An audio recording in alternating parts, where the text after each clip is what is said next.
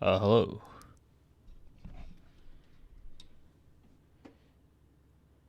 Hello?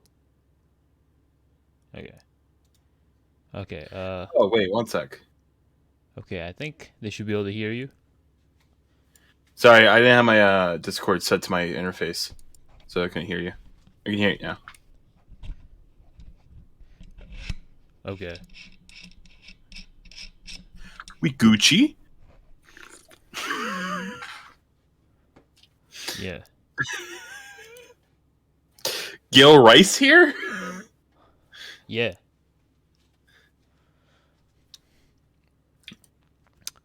Damn, if I was Asian, that'd be racist. Yeah, but you're not. And I am. So, you know, Well, the you know who powers that also be eats a lot of are rice? powerless to stop. You know who also eats a lot of rice, Joe? Ooh. Latin America. Oh, that's true. Got your ass. Well, I guess a lot of the world eats rice, to be fair. Ugh. Just King of... letting the people trickle in or some such. Mm, Uh, true. I should probably tweet it out. Yeah, like I'm streaming.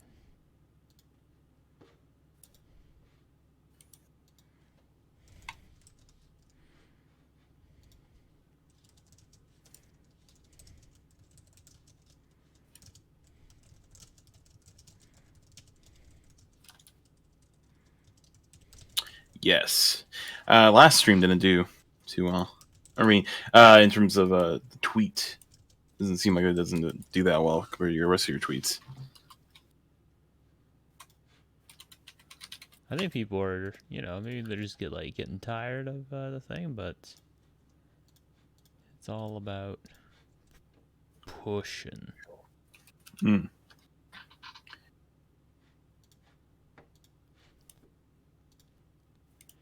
Yeah. Oh well, as long as I have at least like 3 viewers, I'll be good. Cause then I think this stream will fulfill the Twitch affiliate. Oh, I was going to ask that. So this okay. Yeah, this is the stream. This is the Twitch affiliate stream. So for the love All of right. God, guys, do not get me canceled before the Twitch affiliation. You know, so I Oh can God, I hope we don't say the first slur. so I can so I can make money after I come home from work, making money. I can be like, wow, I'm gaming. Yeah, part two. So it turns out that I might have to do a part three because there's a lot to go through when it comes to part two. Um, Mm. so it's really funny. I feel like if I had the wherewithal to like find footage and find documents and whatnot and like go through all the old like sort of you know go through all the old like forum stuff, I could legit just make like a 4 hour like video, like a 4 hour video about Pokemon TCG Powercreep. Yeah, I mean, there's a lot. Yeah. There's a lot to go over. Yeah. Oh, don't worry, Mo. I think it does. Um oh yeah. You're right. I'm just being dumb. Okay, so it should now. There we go. Recap for part one. So part one Yoshi. is available on my Twitch stream. Please take a look. Just look for the part that has like Pokemon TCG Power Creep Part One at the beginning because I'm very very bad at very bad at labeling my stream titles. But Mm. yeah, this one it may take a while because so I don't want to get into like the weeds of it. Um, so I don't want to get into like the weeds of it, right? Which is like how to play the game because I explained how to play the game in the previous one. So I hope everybody remembers the basics of that, and if you don't, you can always go back from there. So yeah. Well, TCG is a game. yeah, Some shit happened. yeah, it's a game, you know. So God, not again. what? I saw the flash of the King Dragon. Also, you're not streaming on Discord. Should I be streaming on Discord? That's how we did it last time. Did we? Okay. Well, I mean, if we don't, then I'm just gonna be reacting to the stream, Oh, that's which is true. gonna Fair be enough. very delayed. Okay. Well, not very delayed, but like delayed. Okay, there we go. Cool. Let me see here.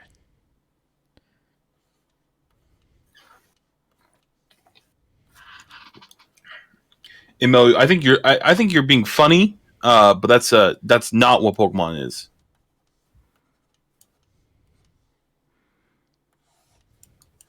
He said, yes, you reduce opponent's life points, I remember. He's me a sly little fox. Who?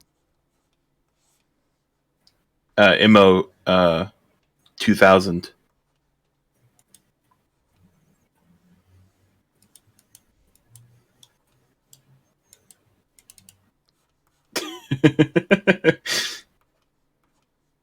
Oh, it's Egg. Okay. Oh, hey, Egg.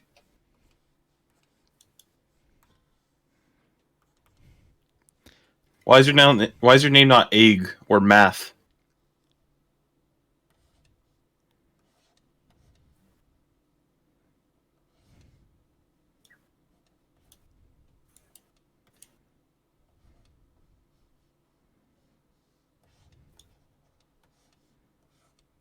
Yeah, get his ass, Kingdra.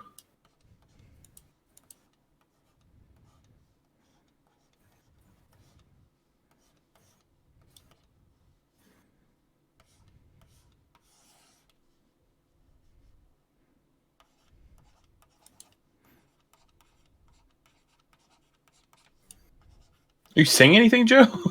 No, I'm not saying anything. I'm concentrating. I'm drawing. See? Yeah. Doghead man, I think you're trying to trap us in a ethical conundrum.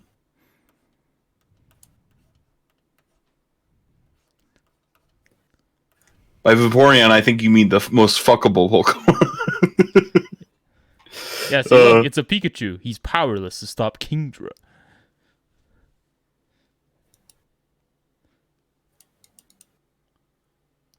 Joe? What?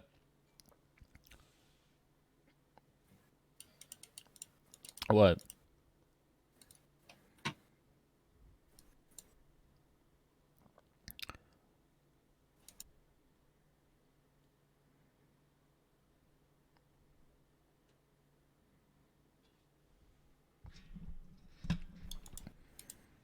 Alright, wait, what the fuck? What, Are you what there? happened? What? I don't know what happened. I don't know. Yeah, Come away, Kingdra. I got, yeah, I like how the Kingdra's attacking the trainer, not the Pikachu. Yeah, dude. That's how you win a Pokemon battle, bro. You Go, just you other go for the dude. trainer. True. I mean, what are the Pokemon gonna do? They're Yeah. slaves. That's true. Look, I'm just saying, okay? Nobody can shit on Isekai if you are into Pokemon, all right? I'm just going to say that right now, okay? Those Pokemon do not get to pick their own names, okay? True. It's true. Yeah, literally. Yeah, so what do you got now, buddy? All right? I better not see a Pikachu tattoo there on you there, buddy. Interesting. You don't like a shield hero, yet you have a Oh, Pokemon keychain. Yeah, it's just like, yeah, shield hero. Now that's a show to die on. You know, shield hero. Could be like any other thing, but it's just like that's the one that That's all the one. all the I stand with Vic people are also defending. Well, that was the worst part, bro. Because it's not on the show's fault that like assholes also like that. Not the show's fault. All right, so let's enough. Yeah, yeah, coded slavery. Yeah, the coded slavery in Pokemon. Look, okay, I'm just saying these animals are pretty damn intelligent. I mean, some of them are literally more intelligent than humans. So, uh, yeah, like Alakazam. Alakazam's Pokemon entry, like being like, I have 10,000 IQ.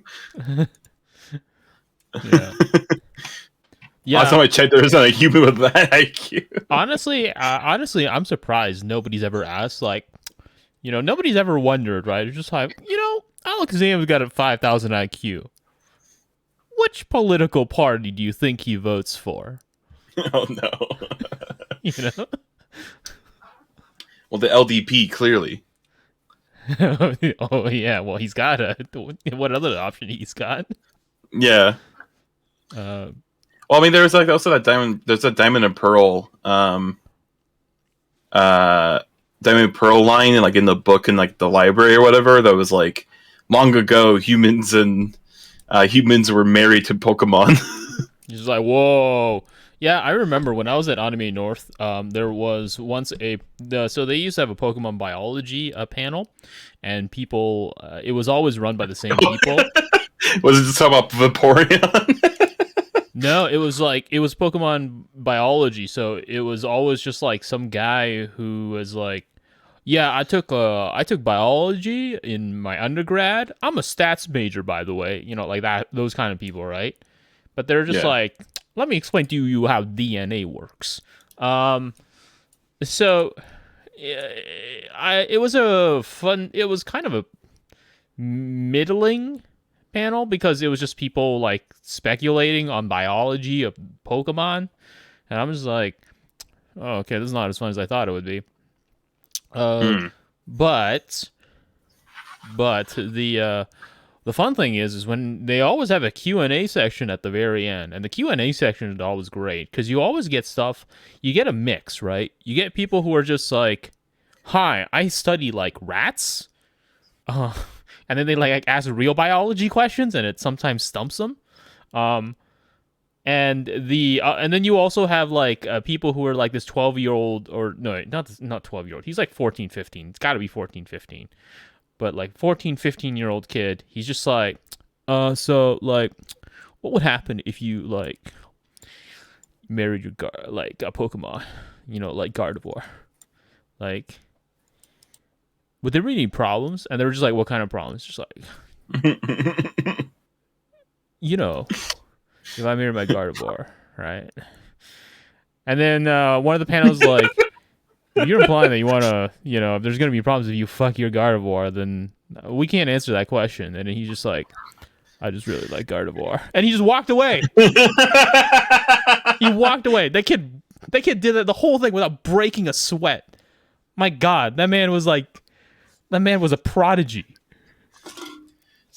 Not Dude, breaking a sweat at all. that was a Sigma male. He really was. You witnessed a Sigma. Yeah.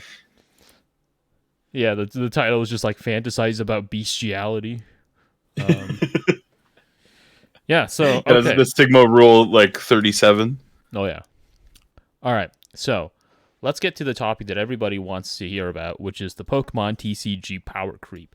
So, before I ended it off on Kingdra, how I said that even though you had some sort of nonsensical Pixie 200 damage deck, Kingdra still outwon it because of really dumb shit. And we can kind of see it primarily to a refresher as to exactly what Kingdra does. It is an incredibly efficient card. For the most part, you're going to be hitting Dragon Pump for 40 plus 20, and you are almost always going to discard 2 cards. because you're almost always going to have the 2 cards that you can discard because of Claydol, and then you just recycle all your energy back using Aqua Stream. At 130 HP and 1 retreat cost, Kingdra was an absolute powerhouse, and the main devastating element about Kingdra was simply the fact that it was a deck that required almost no thinking. Like, it required no thought. Yeah, it's like an auto deck. You can really autopilot this deck. And so, oh shit.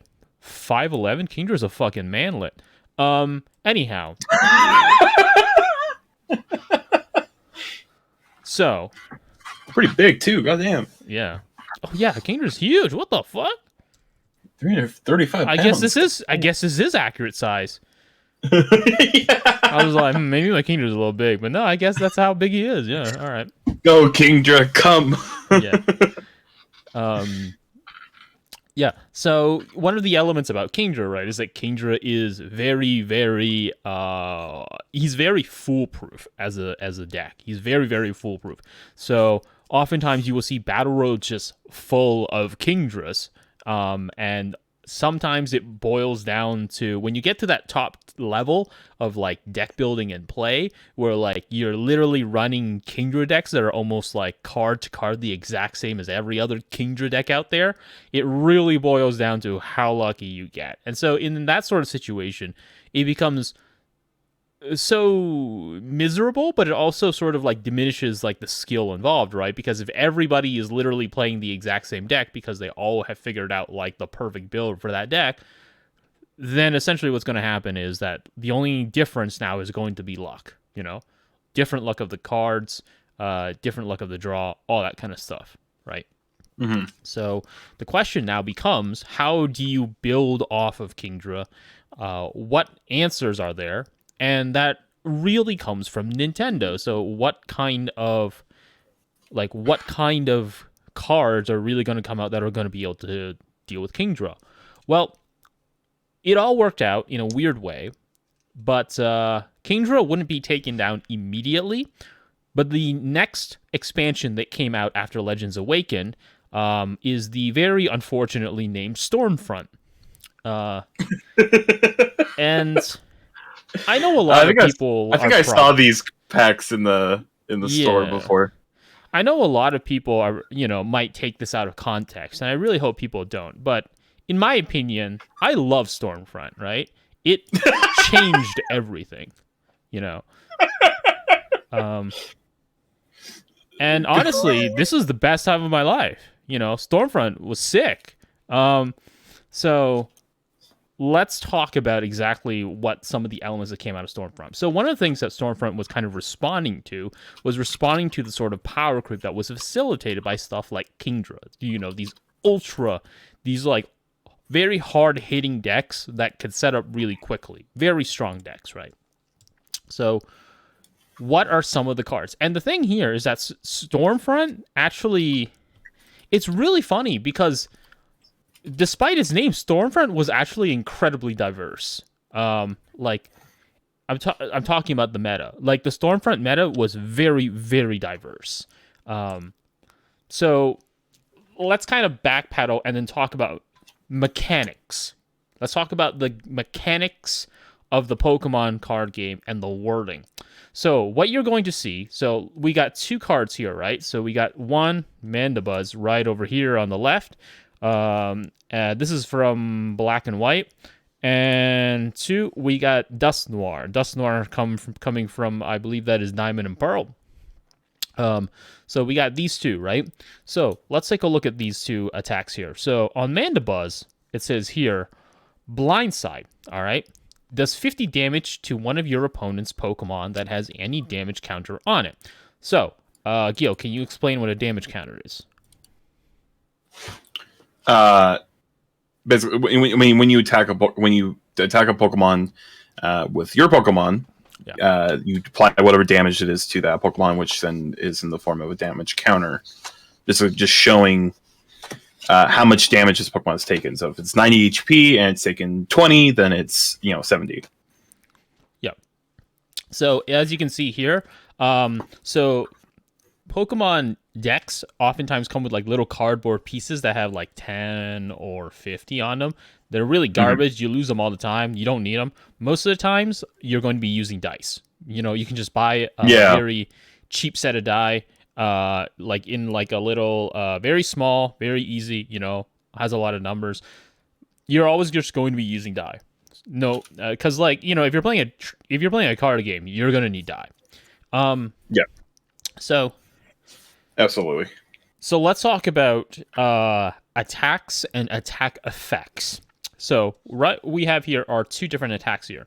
So Mandibuzz says right here, does 50 damage to one of your opponent's Pokemon that has any damage counter on it. Okay, seems straightforward, 50 damage on any damage counter on it. So it seems like any Pokemon that already has 10 damage or more will take 50 damage, right? Dust Noir here says, put 5 damage counters on the defending Pokemon. Then count the number of prize cards your opponent has taken and put that many damage counters on the defending Pokemon. So, let's take a look at what the phrasing of these two here is. Does 50 damage, and then this one here says, put 5 damage counters. So they're both, this one says 50 damage. This one says 5 damage counters. Gil, do you know the reason why?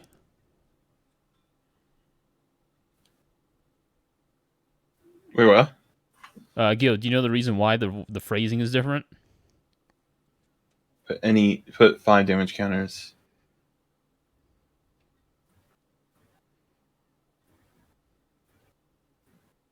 It doesn't apply to the counter itself. So not really. So to explain what's going on here, this is a very, very, very important part of Pokemon, especially higher level Pokemon competitive play that a lot of people will get tripped up on. 50 damage is not the same as 5 damage counters. The reason why is because 5 damage counters is considered to be part of an attack. So it is what's called an effect of an attack. So Hard Feelings doesn't have any. So Hard Feelings, in terms of like how the game thinks, Hard Feelings does no damage. It puts 5 damage counters on, but it does no damage as an attack. Blindside does 50 damage. So even though the action is the same as, even though you're doing the same physical action of putting damage onto a card, 50 damage is not the same as 5 damage counters. 5 damage counters is an effect of an attack. So this is incredibly important because this will very, very drastically change the way in which some things are approached. And the reason why is because this card becomes a critical element of the meta play. This is Unknown G. Every single deck, from Stormfront onwards, runs at least one Unknown G. Most of the times it's just one, but it will most often run like 1 or 2 Unknown G. And the reason is because of its Poke Power right here. So it says, guard, once during your turn, if Unknown G is on your bench, you may discard all cards attached to Unknown G and attach Unknown G to one of your Pokemon as a Pokemon tool card. As long as Unknown G is attached to a Pokemon, prevent all effects of attacks, excluding damage, done to that Pokemon.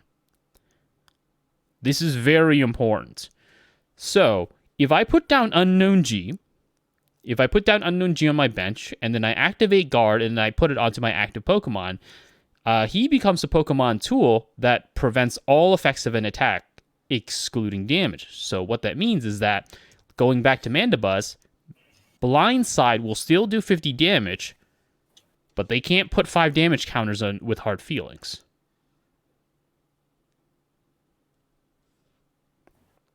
So you guys getting that? Because Hard Feelings, putting 5 damage counters on, is considered an effect of an attack. This attack does no damage, but it has an effect that is the equivalent of 50 damage. Wait, so Dust Noir, is this relevant to its meta, like to the meta that Mana Buzz was in? No, Mana Buzz is just an example. Oh, okay. Yeah. Mana Buzz is just an example because they both like come out at 50, right? Okay. So the reason why that this is important is because we're going to get later on so when we go back to Kingdra here, so Kingdra says you may discard 2 cards from your hand. If you do this, this attack does 40 damage plus 20 more damage and 20 damage to one of your opponent's bench Pokemon. Very simple. So Kingdra and Dragon Pump will not be affected by Unknown G. Unknown G cannot stop the Dragon Pump nonsense. Yeah. Because it's just damage. It's not damage counters. It's just pure damage, right? So, but we also have to consider that this will prevent all effects of an attack, because the reason why this is important is because later on, a lot of the decks are going to be playing around with the idea of effects of an attack. Not damage, but effects of an attack, and I'm going to get into that. So that's something that you want to keep in your brain as this comes up, because there's going to be cards that are I'm going to throw cards at y'all, and you're going to be all like, what the fuck? How did that get through? Keep in mind the difference between effects of an attack versus damage. All right. So what does the actual Stormfront meta look like? Well, it's probably, in my opinion, one of despite Kingdra running rampant, Stormfront was actually one of the healthiest and probably most fun metas to play, primarily because of the fact that it had a very sort of like kaiju feel to it. And what I mean by that, it was effectively... who adds me? Please, why are they adding me in the... okay. So it had a very kaiju feel to it. And what I mean by a kaiju feel is that Stormfront was effectively a meta where you essentially built very strong, big Pokemon, and they just swung at each other like animals. So let me show you what I mean. So these are some of the meta decks at the time, and they're absolutely fun to play. One of my favorite that came out of this meta of the Stormfront was Regigigas level X. Amazingly fun card. So its main thing is Poke Power is Sacrifice. So it says, once during your turn, you may choose one of your Pokemon that is in play, and that Pokemon is knocked out. So you just kill that Pokemon. Then search your discard pile for up to 2 basic energy cards, attach them to Regigigas, and remove 8 damage counters from Regigigas. So Regigigas is a really fun card because essentially you can just keep killing your own guys to sacrifice to power up Regigigas. And the whole plan is just to literally have a Regigigas that just doesn't die.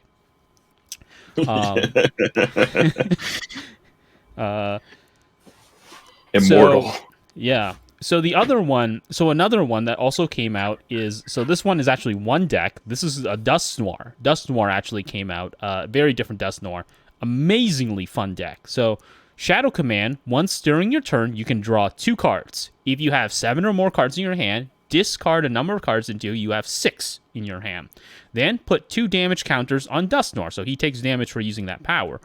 But then it says, under damage even, says, count the number of damage counters on Dust Noir. Put that many damage counters on your opponent's Pokemon. So Dust Noir is great. Really fun card. Really fun card. But again, keep in mind, damage even, count the number of damage counters on Dust Noir, put that many damage counters on one of your opponent's Pokemon. If a Kingdra has Unknown G attached to it, it will not be affected by damage even. Okay? That's very important to remember. But Dust Noir level X, absolutely hilarious card. Ectoplasm. If Dust Noir is your I just want to say that's a goddamn leftist meme of an effect. Yeah. Yeah. Mucho texto. yeah. Yoda mucho texto. Yeah. So to give a summary of exactly what Dust Noir level X does, this is probably one of my favorite level X cards.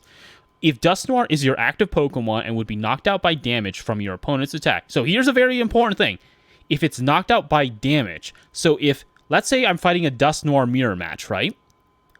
and then their Dust Noir kills my Dust Noir level X with damage even, this will not activate. Because they were not knocked, because this Dust Noir was not knocked out by damage. It was knocked out by an effect of an attack. So it has to be knocked out by damage, which is very important to understand. Knocked out by damage from your opponent's attack, you may discard all cards attached to Dust Noir level X and put Dust Noir level X as a stadium card into play instead of discarding it. What the fuck? This counts as Dust Noir level X being knocked out, and your opponent takes a prize card. As long as you have Dust Noir level X as a stadium card in play, put 1 damage counter on each of your opponent's Pokemon in between turns. If another stadium card comes into play or Dust Noir level X is discarded by the effects of an attack, etc., return Dust Noir level X to your hand. So, essentially, his power is that if he gets knocked out by damage, he becomes a stadium that then does spread damage to all of your opponent's Pokemon. Yeah, but that's goofy. What the fuck? Some of the goofiest deck, however, one of the goofiest decks, however, is actually Tyranitar. Now, Tyranitar actually won. The Texas State Championships. It came out of left field and won Texas State, which is actually one of the most brutal metas in the North American field. So Tyranitar has an amazing Pokebody called Darkness Drive, which is after your opponent's Pokemon uses a Pokepower, you may search your discard pile for a basic Dark Energy and attach it to Tyranitar. So that's incredibly important. Every time they use Claydol, every time they use Shadow Command, every time they use Sacrifice, any Pokemon power your opponent uses, Tyranitar just gets free energy. Right, yeah.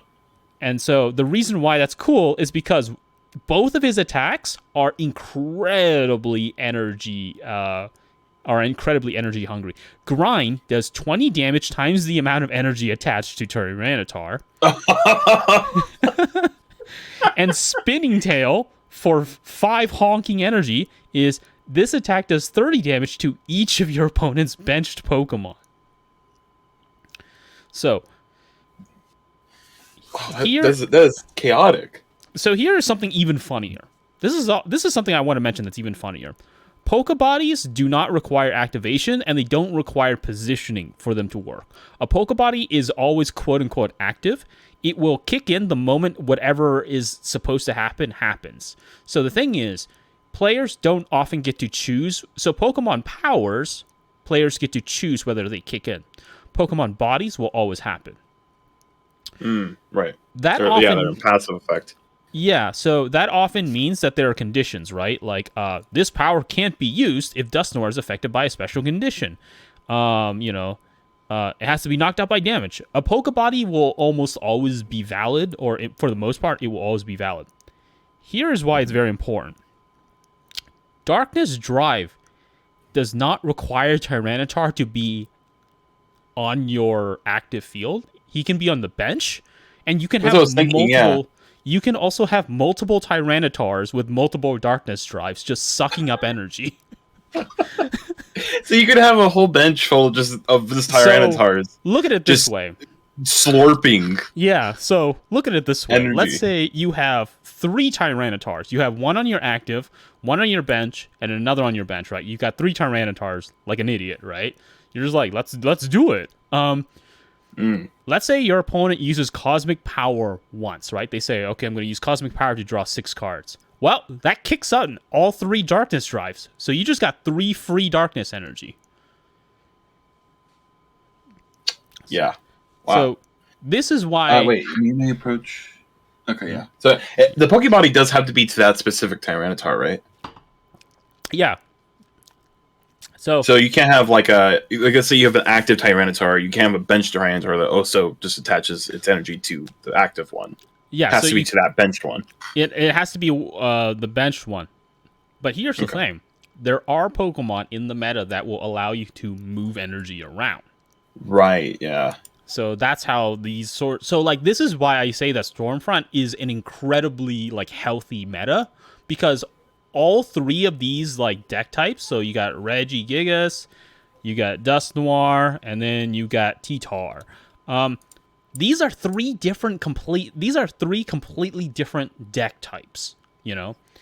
Before, before we had Kingdra and we had AMU, and they were both the exact same deck type, you know. It was just get set up as fast as possible and then just keep swinging until one of you can't swing anymore, you know.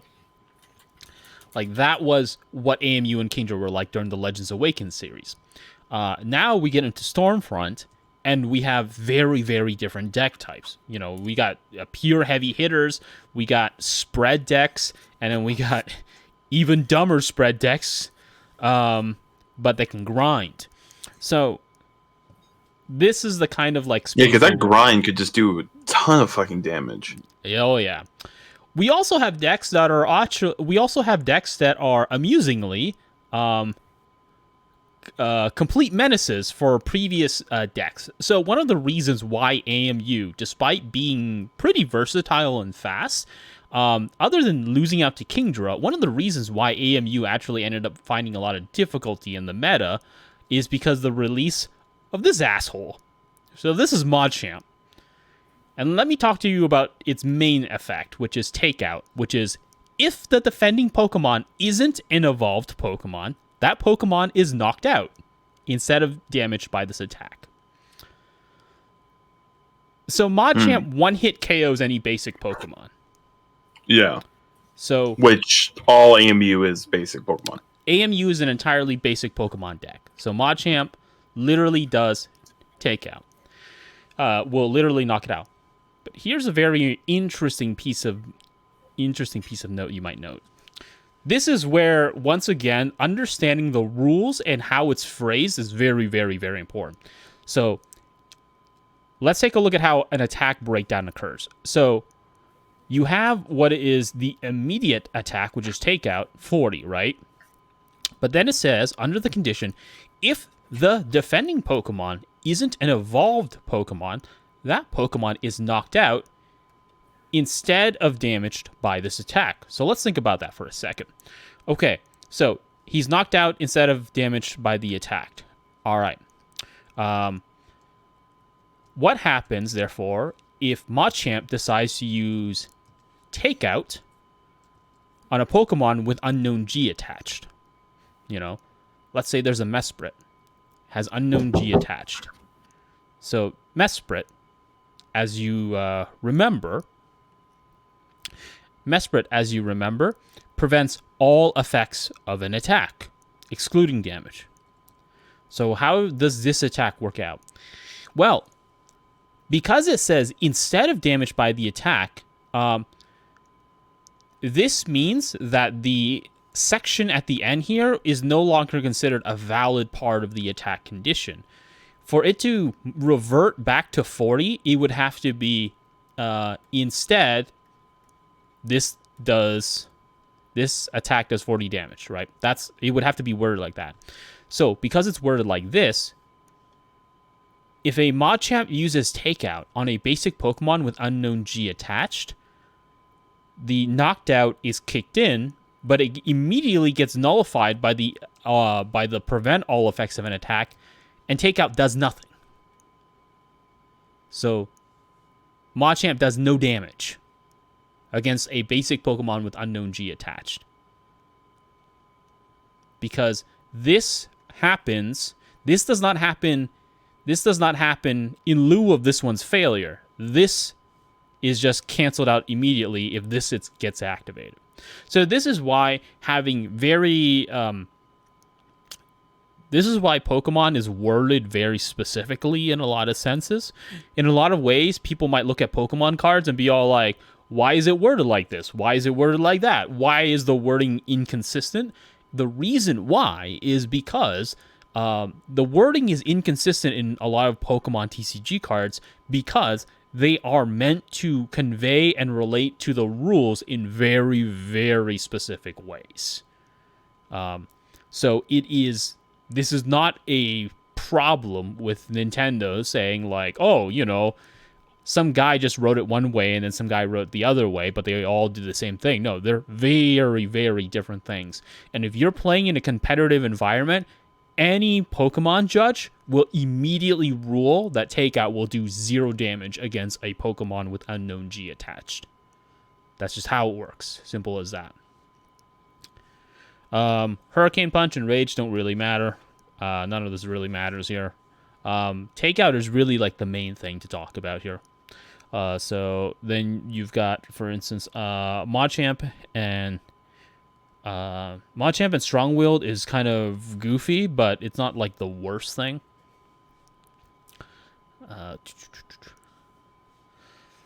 So Machamp has a Pokebody. Once again, Machamp has a Pokebody called No Guard, which essentially means that he just does 60 more damage for free, but he also takes 60 more damage. So it's a very risky Pokebody to have. But it also means that Strong Willed will do an 80 base damage, and he could potentially live. I don't know if Magic the Gathering is the same way. I don't know anything about Magic. But, yeah. Gil, you there? I guess he went to go do something. Okay. So, let me try and look at some of the comments here.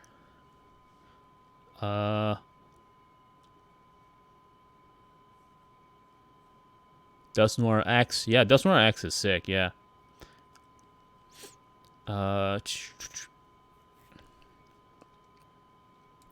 Yeah. Yeah, man need a smoke break. Yeah, this is very important, right? This is very important. Understanding an attack versus the effect of an attack is a very, very, very crucial component to being able to do very well in Pokemon, because you have to understand how damage versus damage counters relate, all that kind of stuff. And this will trip people up. Thing is, this will trip people up. They'll come into a tournament thinking like they got like a deck figured out that's like perfect. Nothing can beat it. Nothing will beat it. And then they find out that they immediately get hit by like a wall, you know, like they come in like thinking that like they're gonna run rampant with like a fucking 4 Machamp deck, and then they immediately get walled by Unknown. Like that's something that that's something you always have to keep in mind, because that's going to really, really, really shape the way in which you play stuff. This is not to say that these decks are not viable, but you have to understand exactly what the limitations these decks are like. Have you ever had anything like that happen to you? Well, I haven't been blocked off by an Unknown G, because I knew what an Unknown G does and why it's important. Because remember, I was a Pokemon professor, so I knew what the judge rulings were like. So it wasn't like I was gonna get blindsided by somebody teching an Unknown G. But I have like blindsided people with that before. Like they come in ready with Machamp, and he's like, no, okay, all right, I know how to deal with this. Very simple. Just get Roseanne's Research, get an Unknown G, boom, card, done. Walled off. No problem. Do people play without reading what the opponent's Pokemon do? So it's not that they didn't play without reading what the opponent's Pokemon does, right? It's more so that like they don't really understand how these rules connect with each other. Like for example, Immo, like would you really know exactly what guard can and cannot allow if it was attached to a Pokemon? Like, it would be very, very difficult without, like, seeing it happen firsthand with the judge's ruling. You might be all like, prevent all effects of an attack. Oh, it must be, like, poison. That's what people think when they see something like prevent all effects of an attack. It must be poison. It must be paralysis. It must be confusion. It must be, like, some status condition. That must be the effect of an attack. But then they don't realize that, say, KOs are also an effect of an attack. Or put damage counters is also an effect of an attack. Yeah. Yeah, get hit by mucho texto. But,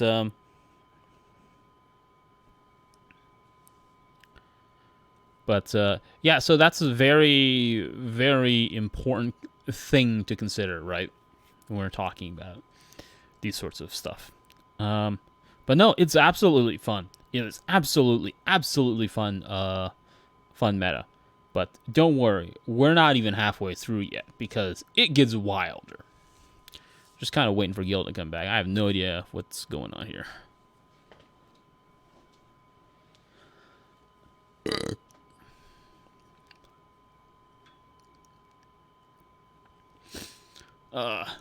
Too many words yet. Too many words.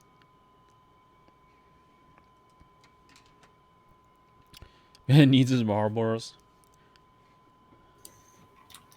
Okay, I'm back. All right, cool. Where? Sorry, my dad would not stop talking to me. You should be all like, bitch, I'm on a Twitch stream right now. Yeah. You should be all like, do you know how many people are watching this Twitch stream? Like 15 people. That's almost the exact number as Branch Davidians when they fought the Waco. They fought during the Waco siege. Yeah. What? That is way too specific. Okay. Where were you? Where we just ended on T-Tar, right? No, I was there for Machamp. Well, Okay. clean takeout. Yeah. Knocked out. Basic Pokemon knocked out by the takeout? Yeah. Yeah. Did you get when I explained how Unknown G deals with it? No, that's where I left. Okay. Yeah, so to clarify, Unknown G, right? This, if the defending Pokemon isn't an evolved Pokemon, that Pokemon is knocked out, this is not damage. This is an effect of an attack. So Unknown G prevents all effects of an attack. So Takeout does nothing against a basic Pokemon with Unknown G attached. Yeah. So what happens then if a Machamp player, you know, they stop sniffing glue for that brief millisecond to say the word takeout. What happens then? You know, when they get blocked by an Unknown G, nothing. The answer is nothing because the 40 doesn't come in by default. The 40 is negated by the effect of an attack. Right. So takeout does nothing. So that's one of those scenarios where, you know, as they confidently speak with drool, you know, coming out of their mouth, I use takeout. And then you say, but I have guard on. It doesn't do anything. And then they say, judge. And then, you know, you get to sit there smugly as a grin is cast upon your face as they're told that takeout does fuck all against Unknown G. Do you have experience of Machamp players? Yes. Machamp players do not think.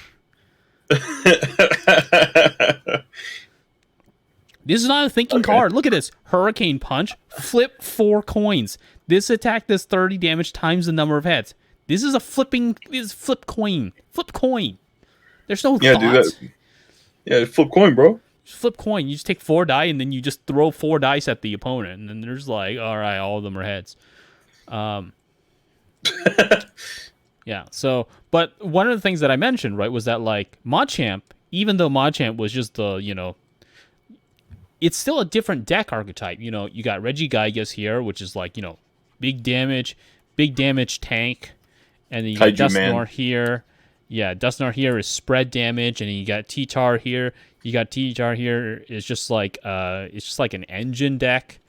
And then, you know, you also have Machamp here, which is like glue, right? You know, just glue sniffer deck. It's glue sniffing archetype. You know, brain damage archetype. Yeah. Wait, what does level X do? So level X, Machamp level X has a Pokemon body, Pokebody, so it's always active. Remember this. Mm-hmm. Called No Guard, and what it means is that all of Machamp's attacks do 60 more damage, but he also takes 60 more damage. Oh, interesting. Yeah, that is a glue sniffer thing. Yeah. And you hit your head against the wall. Yeah. Like Neko is right on the money. Machamp players only know flip coin, call judge, eat hot, chip, and lie. Yeah. So here's the thing. This is not an exhaustive list of like the Stormfront meta, because I'm going to go into the Stormfront meta after a few more cards have come out and completely, drastically, fundamentally change how Stormfront works. Because the thing here is that even with all of these cards, even with like all these cards out here, they're great alternatives to Kingdra, but they don't beat Kingdra. They still don't beat Kingdra. None of this matters if you just have 4 Kingdras just coming in your face, you know? Curb stomping, yeah. Yeah, nonstop, you know, jizz streaming in your face. Because the thing here is that, like, okay, maybe T-Tar might not require that much thought. Okay, T-Tar maybe is not like the thinking man stack. But these two decks here require a level of strategic thought. You have to know when to sacrifice your own guys to like use like what you need to do. You have I mean, to... Dust Noir is the Communist Manifesto in his goddamn fucking effect. Like, that's true. Yeah, there is a specter haunting Europe. Yeah, and it is ectoplasm. You need to be literate to play Dust Noir. You have to constantly read. You know, this is why Dust Noir has never been played in the history of AniTube, because they don't read. they see this and then they're just like, I'm an AniTuber, I don't need to read this. And then you know, then they go back to Kingdra. And then they're cum just stream. Like, yeah, the cum stream. I'm gonna go back to the cum deck. You know. Yeah. That's how it works. Mm-hmm. So, where are we at in terms of like the new meta? Where is this new meta going? So let's talk about the next one, right? So after Stormfront, we have Platinum. Now, Platinum is very, very, very different. And it's also very important to know that Stormfront as a format did not actually... Stormfront as a set, right, did not really become like into on its own until Platinum, because some of the cards that came out of Platinum are very complementary to Stormfront. But Platinum also came in with its own kind of weird nonsense.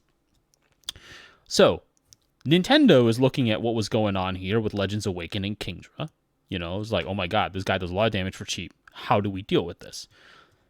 So they come up with a few of these, right? You know, you got Dust Noir. Dust Noir does count the number of damage counters on Dust Noir. Put that many damage counters on your opponent's Pokemon. It seems like a good way to deal with Kingdra. If Dust Noir takes damage, he deals more damage. You know, so on and so forth. Regigigas, he's big and fat. He deals damage. He can sacrifice and heal himself, deal more damage. Tyranitar, he can kill, you know, if he really needs to, he can kill all 4 Kingdras at once if you just spinning tail for the rest of your life. But the thing here is that they don't beat Kingdra. There's just something very, very unshakable about just how unbelievably stubborn the deck is. Because, you know, 1 energy, 60 damage plus 20 on a bench. Very, very good. Very cheap. Energy recycling through Aqua Stream. Very, very good. Very cheap. No nonsense. So, Nintendo was just like, how do you beat that damn seahorse? Yeah, Fless is right. How do you beat the seahorse, man? They come out with Platinum. So there's a few decks that come out of Platinum that are, it seems to be like the beginning of the end, right? There are really interesting decks. So Blast Caddy is one particular deck.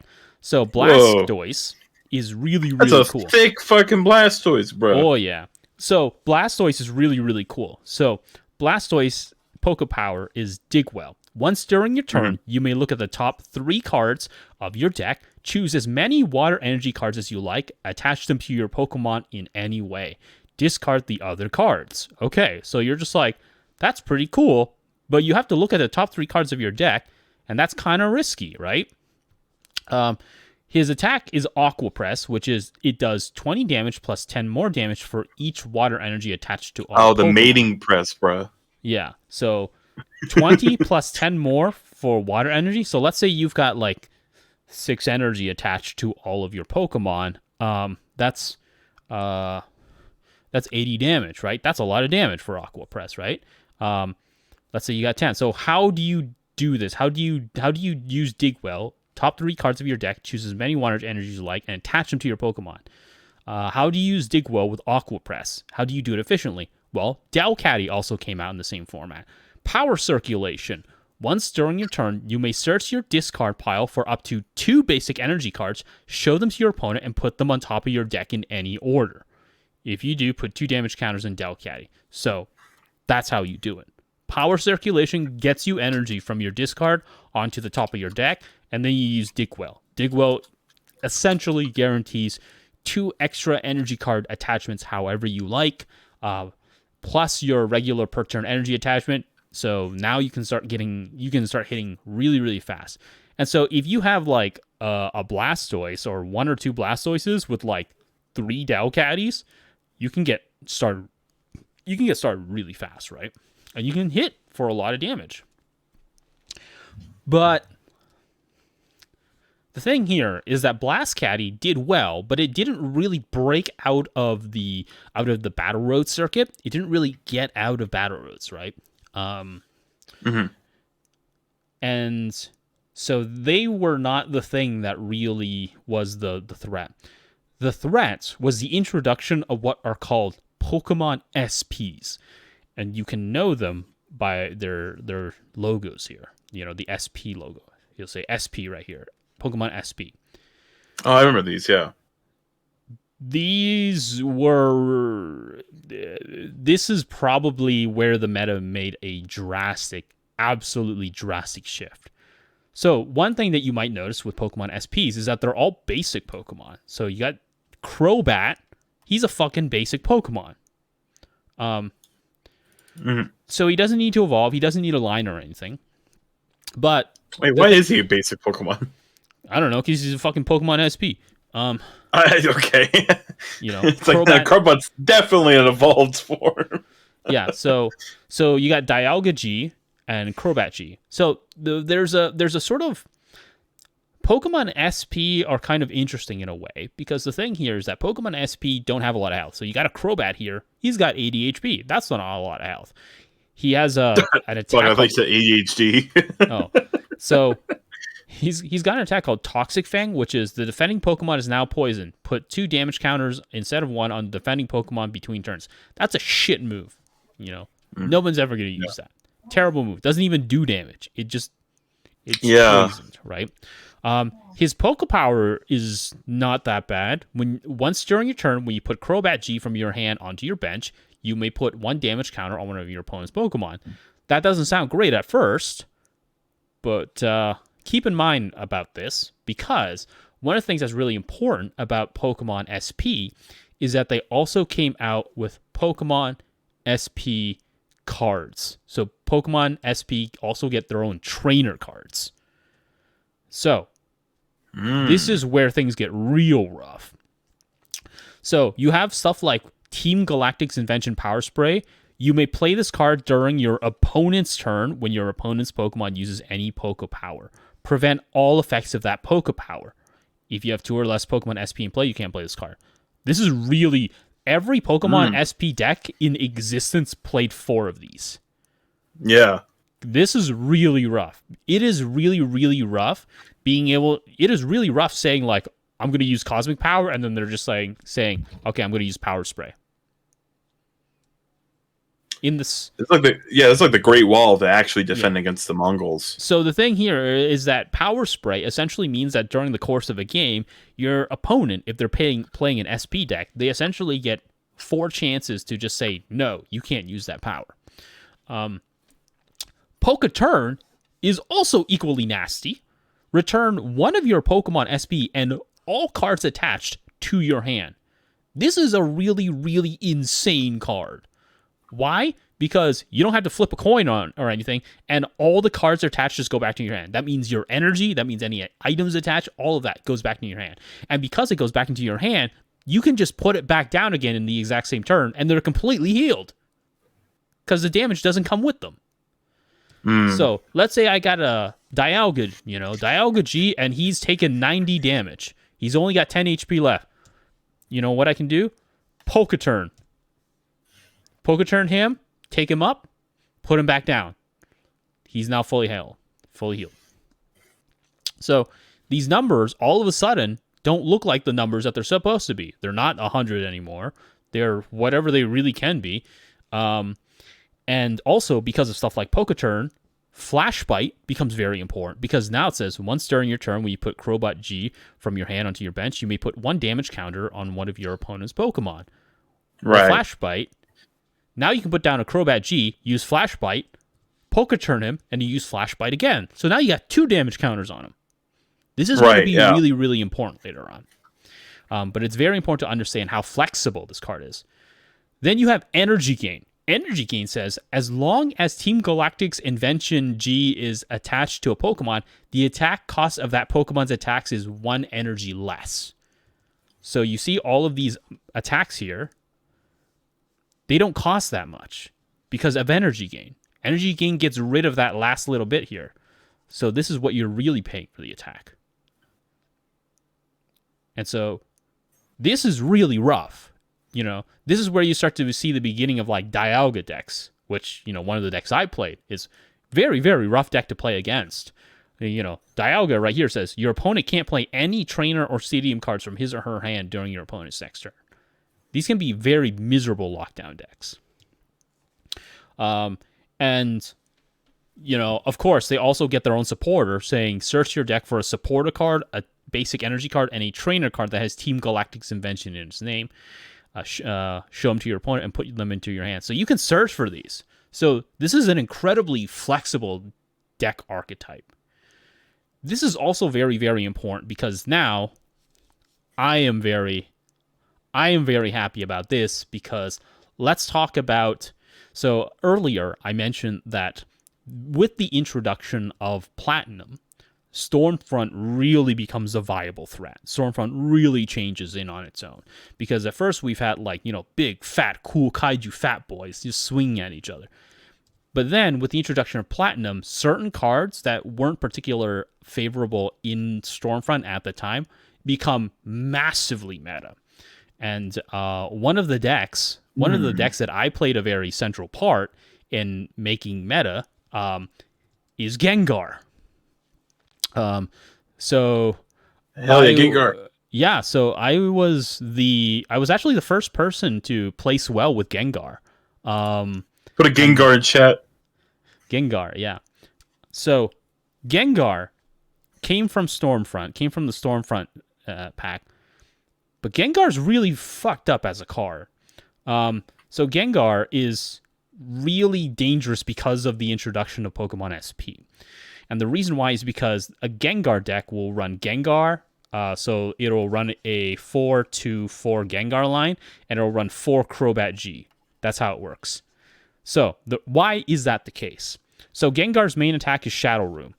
Put 3 damage counters on one of your opponent's Pokemon. If that Pokemon has any Poke Powers, put 6 damage counters on that Pokemon instead. Whoa! So, that's really important. Why? Because of Crobat. Why is that important? Because Shadow Room plus Flash Bite plus Poketurn or another Crobat equals 8 damage counters. The perfect amount needed to kill a Claydol in one hit. So Gengar is really, really good at sniping Claydols from the bench. Okay. He also has a second attack called Poltergeist, which is look at your opponent's hand. This attack does 30 damage times the number of trainer, supporter, and stadium cards in your opponent's hand. This is really important because out of the Platinum series, we have Looker's Investigation, which is look at your opponent's hand, then choose you or your opponent. That player shuffles his or her hand into his or her deck and draws up to 5 cards. So you get to see your opponent's hand and calculate how much Poltergeist is going to do in terms of damage right out the gate before you can even commit to the attack. This is also very important considering that Lookers can be searched up with Cyrus's Conspiracy. So, with Cyrus's Conspiracy, you can look up for Looker's Investigation, Basic Energy card, and Poketurn. Use Crobat, Poketurn, set down Crobat again. You can use Lookers to see what you got. As if that wasn't crazy enough, the icing on the cake, the thing that really makes Gengar a true nonsense threat during this meta, is its Pokemon power, Fainting Spell. Once during your opponent's turn, if Gengar would be knocked out by damage from an attack, you may flip a coin. If heads, the defending Pokemon is knocked out. Oh. So... Wow, that's a 50-50 chance of just killing the other one. So Gengar makes things very, very dangerous. Now, here's the thing, right? Once again, you have to pay attention to the wording. If Gengar would be knocked out by damage from an attack, So if he gets knocked out by, say, Crobat, Crobat G, or if he gets knocked out by, like, say, I don't know, Dust Noir, right, putting even damage counters on, this will not activate because that is an effect of an attack, right? So that won't activate. So it only has to be damage from attack. But who only does damage? What's Kingdra? Kingdra can only do damage. Kingdra has no other option other than... Kingdra has no effect of an attack. It has no way around it. It only does damage. So the thing here is the beginning of the Kingdra threat sort of unraveling, because every single time Kingdra commits to Dragon Pump or, fucking Cum Spray, yeah, they have to flip the coin. They have to flip the coin. And so, go ahead. I'm not scared. You basically use your Gengar to martyr for the blow up every Kingdra. Yes. And I am so proud. Okay, look, the thing is, I have such fond memories of Pokemon TCG because the thing is, this is my fucking deck. I built this deck. Like, interesting. I built this deck and it became meta. And then much better people than me played it, but Do you have a source for that? Okay, first of all, you got to go back to 2009 Pokegym,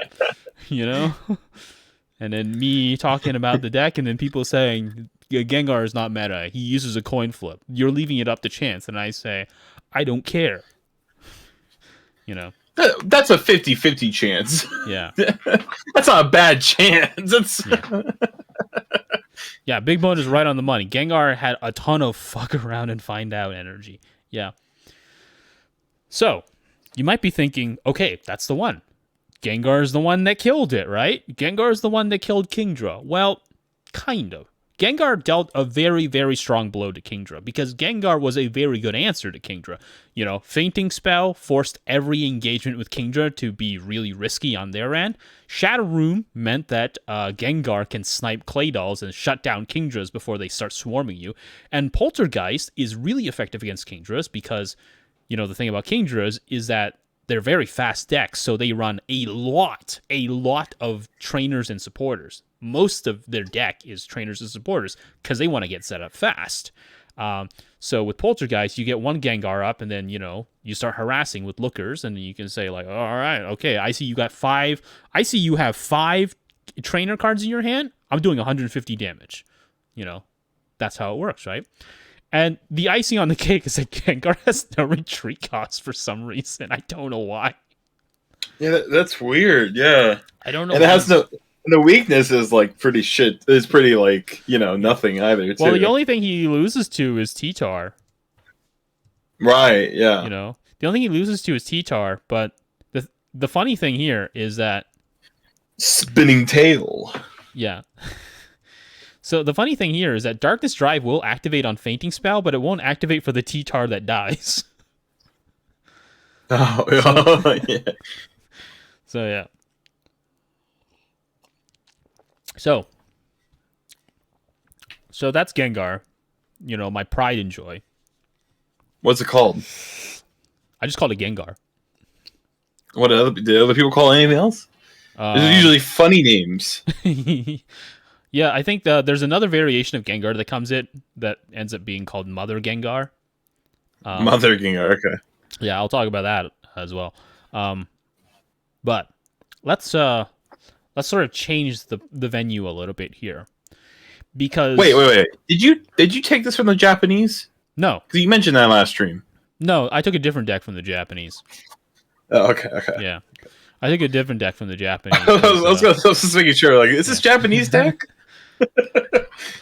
No, I don't know what the Japanese were playing at this time. But okay. Let's change the venues around a little bit, because I want to talk about something that happened in the community that blew everybody the fuck out. Nobody saw coming. And that is in the quaint, sleepy port village of Paris. God damn it. a deck that nobody expected to come out of, a deck that nobody expected won French nationals. Now, France was not considered one of the great, like, sort of like fortresses of Pokemon TCG, but winning like a major country nationals is still a really big deal, especially considering that this deck nobody had seen come out of anywhere, nowhere. And this was Gyarados. This is the first taste that people got of Gyarados. Completely, like, it was a mainly French meta deck, and people were just like, okay, well, it's France. It's not going to really penetrate into, North America. You know, it's a very different meta. And then, you know, the French were just like, you do not understand what is like playing a deck with, no energy. And this is the thing. This deck ran 0 energy. So, let me explain how it works. Wait, does 30 damage times the number of magic cards in your discard pile? 30 damage times the number of Magikarp in your discard pile. It has 0 energy retreat. It has 0 energy cost. No! This came out of France with a this is why I said. So here's the thing. Gyarados came out in Stormfront. Nobody paid attention to this fucking card until Platinum came out and gave everybody Broken Time Space. When Broken Time Space came out, everybody was just like, oh, everybody's going to play Machamp now because everybody's going to use Takeout all the time because Machamp. Machamp. And, you know. Yeah, sniffers, And people were just like, oh, everybody's going to play Gengar now. You know, Gengar because Broken Time Space is out now. No, the real MVP of Broken Time Space was Gyarados. Why? Because, 1, Gyarados is a stage 1 Pokemon with 130 fucking HP. 130 HP stage 1. Big boy, bro. Big boy. That means 0 rare candy. Okay? Look at it this way. Fucking hell. So, you have a 60-card deck. 60-card deck. If you're playing, like, say, a Gengar line, if you're playing a Stage 2 line, let's say you're playing Kingdra. Let's run through with Kingdra, right? Okay, let's run a Kingdra deck. Kingdra, right? 4 Horsies, 2 Seadras, 4 Kingdras. You run 2/2 Claydol. All right? 4 Candy. 3 or 4 Broken Time Space, right? So that's what you're running. So with 4 Candy and 2 Seadras, that's 6 cards. That's 6 cards that you have to spend on just making sure that you can skip the Seadra line to get into a Kingdra really fast. That is 6 cards, all right, out of 60 cards. That is fucking 10% of your deck right there, okay? Just to get that supported. Just to get a Kingdra out. Yeah. With Gyarados, it's 4 Carps, 4 Gyaradoses, 4 Korean singers. That's it. So. Fuck, it is BTS. Did you make that joke last stream? I don't remember that. No, I didn't make that joke last stream. But look God damn it. Look how fucking lean that is. Look how lean that line is. 4-4-4. Yeah, bro, that's fucking turkey. 4-4-4. Broken Time Space. Each player may evolve a Pokemon that he or she just played or evolved during that turn. Gyarados. Absolutely insane. Now, you might be all like, but wait a minute, Joe, you're a fucking idiot. Tail Revenge does 30 damage times the number of Magikarp in your discard pile, and you can only have 4 Magikarps in your deck, so he can only do a maximum of 90. Fucking goon. Stupid asshole. Well, that's where, once again, Platinum comes in to save another Stormfront card. Search your discard pile for a Pokemon, show it to your opponent, and put it into your hand. So this is the kind of hand you're working with. You essentially, in your hand, you run nothing but Gyaradoses. In your hand, you have 1 Gyarados on the field. When that Gyarados dies, you bring out some fucking garbage Pokemon with no retreat cost. You know, maybe you bring down Crobat, right? No retreat cost. You bring down Crobat just so he's on the active field, right? You bring down Crobat because he does a little bit of damage, all that kind of stuff. And then what you do, you use Pokemon Rescue. You use Pokemon Rescue to bring a Magikarp back, and then because you have Broken Time Space in effect, you slap down the Magikarp you just got, slap down a Gyarados, and you say, all right, I retreat Crobat and I do Tail Revenge for 90 again. That's what you do. Yeah. And here's the thing. It costs nothing. You don't need any of these other attacks with Gyarados. You only need Tail Revenge. So now, 0 energy. This deck runs 0 energy. Sometimes this deck will only run 4 energy. And what 4 energy are they? They're Call Energy. And what does Call Energy do? If your Pokemon that has Call Energy attached to it gets knocked out, put those cards back into your hand. So sometimes Gyarados will just run 0 to 4 energy. Yeah, because if you have 4 Gyarados on the field, that's complete control. Yeah, it's just... And so, we're in this... what are you supposed to do? What are you supposed to do against 4 fucking Gyarados? The answer is... nothing. Well, the thing is, you don't have 4 Gyaradoses on the field, right? You have 1 Gyarados, and all the rest of your Magikarps are, in your discard pile. But, the whole deck is built around you being able to immediately recycle back into another Gyarados when it gets knocked out. Yeah. Yeah. What if they never draw Gyarados or Magikarp? Well, the thing is, it's very easy to search for Pokemon in this format, because you have stuff like Roseanne's Research, you have Bebe Search, you have, I believe, Pokemon Communication, I recall, is also in here. You have a ton of Pokemon search cards. And the thing here is that the thing is, Emo, you are more likely to draw a Gyarados or a Magikarp than any other deck, because you don't have to worry about drawing energy. So the thing here is that in Pokemon, energy is effectively a sort of a dead draw card. Unless you run out of energy, you need to attach energy. You don't want to be drawing energy, because it doesn't super help you. But with Gyaradoses, which run 0 to 4 energy, you are almost always going to be drawing a card you're likely going to need. Yeah, and you can just fill that with supporters, trainers. Yeah. So now, this is the sort of meta that's emerged. On one hand, on the left, you've got Gengar, laughing, Joker style, fainting spell, flip coin against Kingdra, spamming Poltergeist like an animal. And on the other, you have Gyarados doing 90 damage, which remember, think about it. Kingdra, 61 energy. 60. Or, if you want to discard, 80. But here's Gyarados, 0 for 90. 0. Yeah. No Pokemon up until this point has had something that absolutely insane of a strength. And so, we also... And so here's the thing. Here's the crazy thing. You see this. You see Gengar with its coin flip, kills. You see Gyarados doing 90 damage for no energy. And then you're just like, this is it. This is the meta.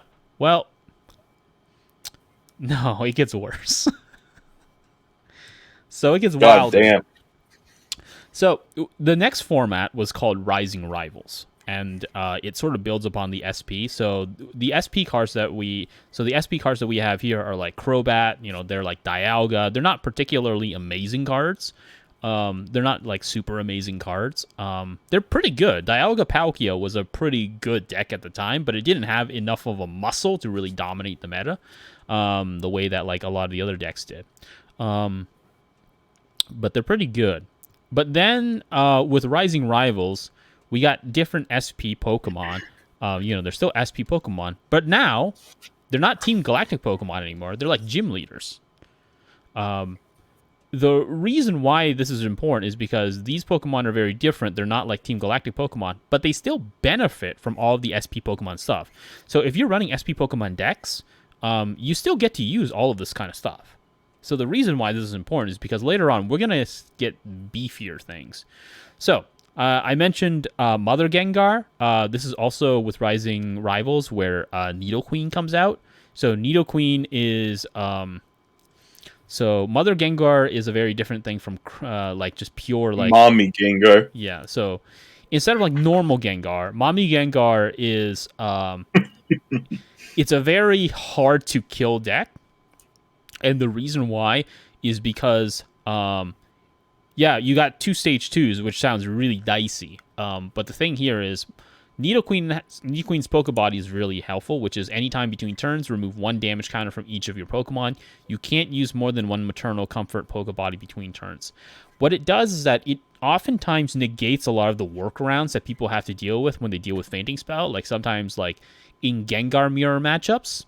So in Gengar Mirror matchups, right, people will sometimes use like they'll use like Crobats in specific ways to get around Fainting Spell. Like they'll kill with Crobat, so they don't activate Fainting Spell. But Nidoqueen negates that whole strategy by healing Gengars. So it essentially undoes a lot of like the sort of like slow death by 1,000 cuts strategies that people use to deal with Gengar.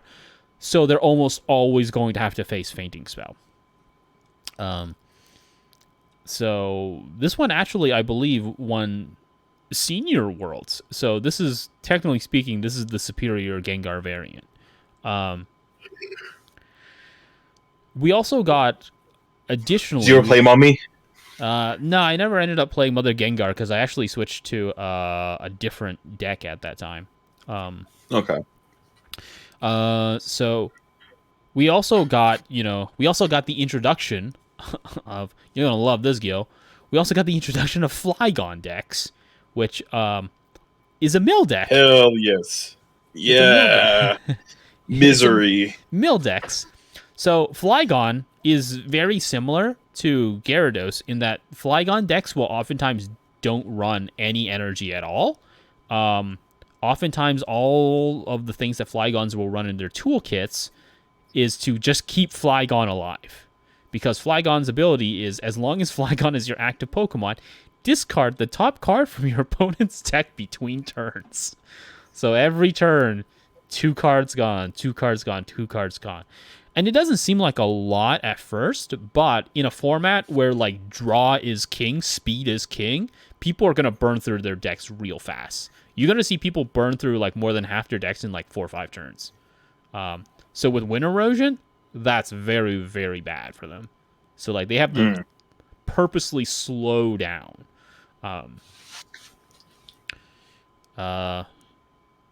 The thing is, though, Flygon, however, didn't really do super hot. It won like a few places, but it didn't win anything major because, unfortunately, Wind Erosion discards cards, and Gyarados kind of works on Magikarps being discarded. So you discard that's what I was thinking. You discard a Wind Erosion with Magikarp, and then the Gyarados player is just like, "Oh, you stupid idiot," Yeah, and the Gyarados kills the Flygon. Yeah. So that's one of the problems. Right. But the real threat that came out of Rising Rivals is 2 particular cards. And this is, in my opinion, the thing that killed Kingdra.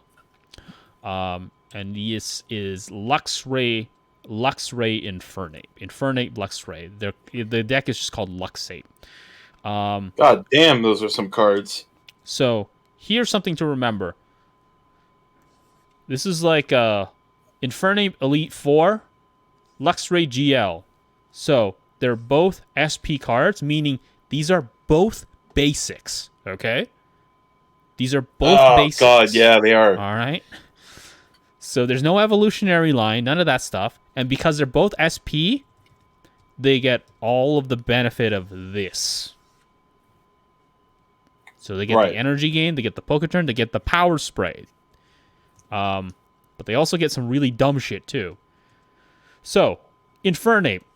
Once during your turn, you may have your opponent switch his or her active Pokemon with one of his or her benched Pokemon. This is a warp. This is essentially a built-in warp point that you can just use. So it's a disruption tool.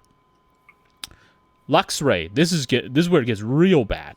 Once during your turn, when you put Luxray GL level X from your hand onto your active Luxray GL, you may switch the defending Pokemon with one of your opponent's benched Pokemon. This is a fucking Pokemon catcher. This here is Pokemon catcher before Pokemon catcher became a threat in the meta. Like, this is something that's very, very, very, very important to understand. Being able to control your opponent's active Pokemon, what your opponent's active Pokemon is, will make or break a lot of games in Pokemon.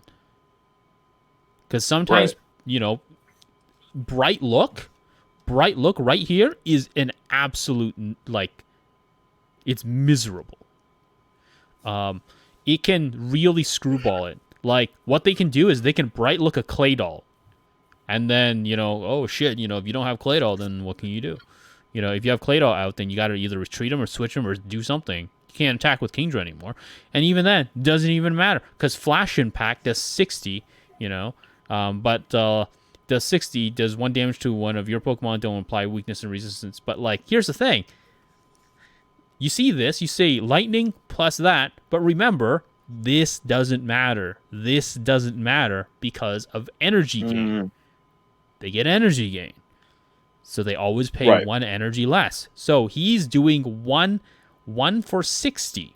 1 for 60. But remember, he's doing 1 for 60, but Kingdra takes 30 extra, so it's always 1 for 90.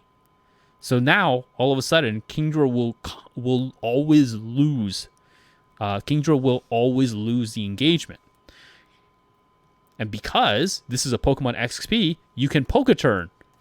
So you can bring up Luxray, heal it, put it back down. Use Bright Look again. Use Bright Look again, Flash Impact again. Just rinse and repeat. Right, yeah. What does it mean? And they have no retreat costs. Yeah, no retreat costs. Yeah. They're fast. These Pokemon are fast. They do a lot of damage for the energy that they require.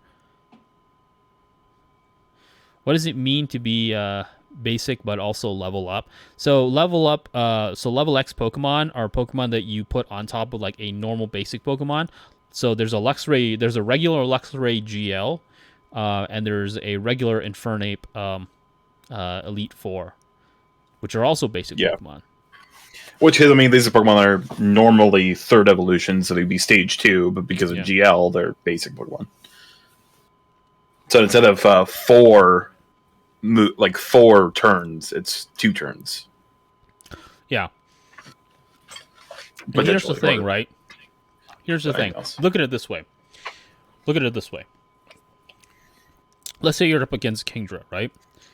So Kingdra players are what? They're going to go for what? 2 Horsies, and they're going to go for like 2 Horsies and maybe a Baltoy, right? Let's say they get like, so they got Roseanne's Research. Let's say they start off with a Horsey. They're going to go for a Horsey and a Baltoy, right? Let's say what you do. Let's say you go for Roseanne's Research. Well, because your Pokemon are basic, you can also get them. You can get an Infernape, and you get a Luxray. You attach the energy onto Infernape, all right? And then you let them play their turn. I don't know. They play their turn, whatever. I don't know. It doesn't matter whatever they do. It doesn't matter what they do. It really doesn't matter what they do, right? Because next turn, what you do is then you just level up your Luxray into Luxray GL level X. You use Bright Look. You say, hey, bring your Baltoy out, or bring your Claydol out if you were able to get your Claydol fast enough. Bring your Claydol out, and then you attach your second energy onto Fire Spin, attach Energy Game, hit for 100 damage. Your Baltoy's dead. Well, good luck. You gotta, tough shit, buddy. You don't have Claydol. Yeah. Huh. Yeah, because this. Yeah, okay, so basically, it's like the speed at which like you can just sort of just cripple the Kingdra deck Yeah. and other decks. You can get this out so quickly. It hits so hard. Yeah. And remember, Flash Impact, right? Flash Impact, the 60 plus 90. That's a lot of damage. It won't kill a Kingdra in one shot, but it will kill every Horsey. It will kill every Seadra in one shot. Right. You know? And the thing is, there is no way in hell a Kingdra deck is going to get Kingdra set up faster than you can field Luxrays. Because they're basics. These are basic Pokemon. You just search for them, and you slap them down, and you can just start running right away. I mean, even with BTS. Yeah. And like, this is the thing. This deck is so fast and so threatening that even Goon Squad Gyarados here can't do anything about it. That's how wild it is. God damn.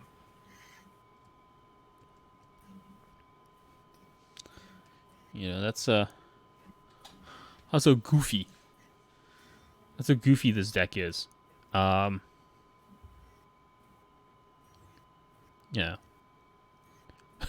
Funny enough, you know what deck does actually do okay against this one?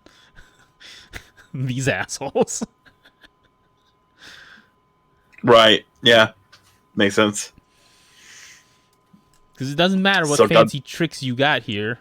You still got to deal with Feigning Spell, buddy. Yeah, flip a coin, dead. It's like, come on, try me. Yeah. So, this... Yeah, and Flint has an afro, which is funny. Yeah.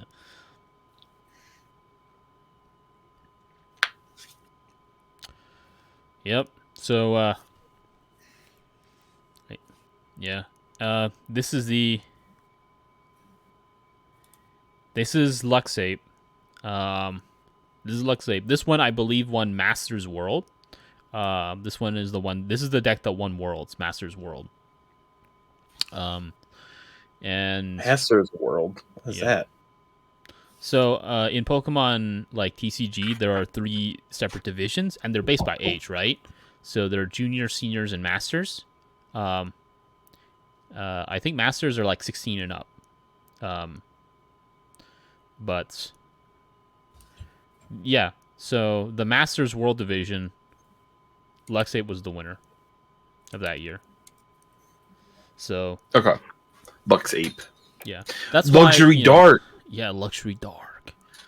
That's why I like last time. That's why I like last time, right? When I mentioned that, like, that's why when I mentioned that, like, you look at the numbers, you see all these numbers, and you're just like, oh my god, Kingdra is absolutely destroying these battle roads. Like, these things are just, you know, Kingdra is just placing first and second, like, nonstop. Nobody seems to be able to take him down. And, you know, this is how it happened.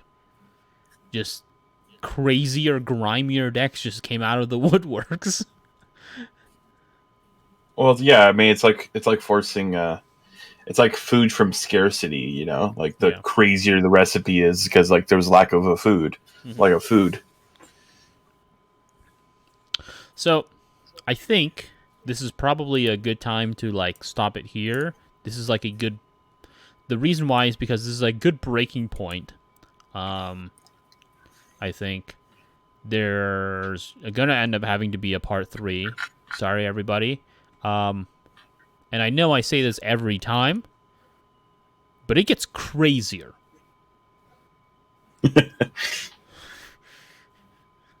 It gets crazier.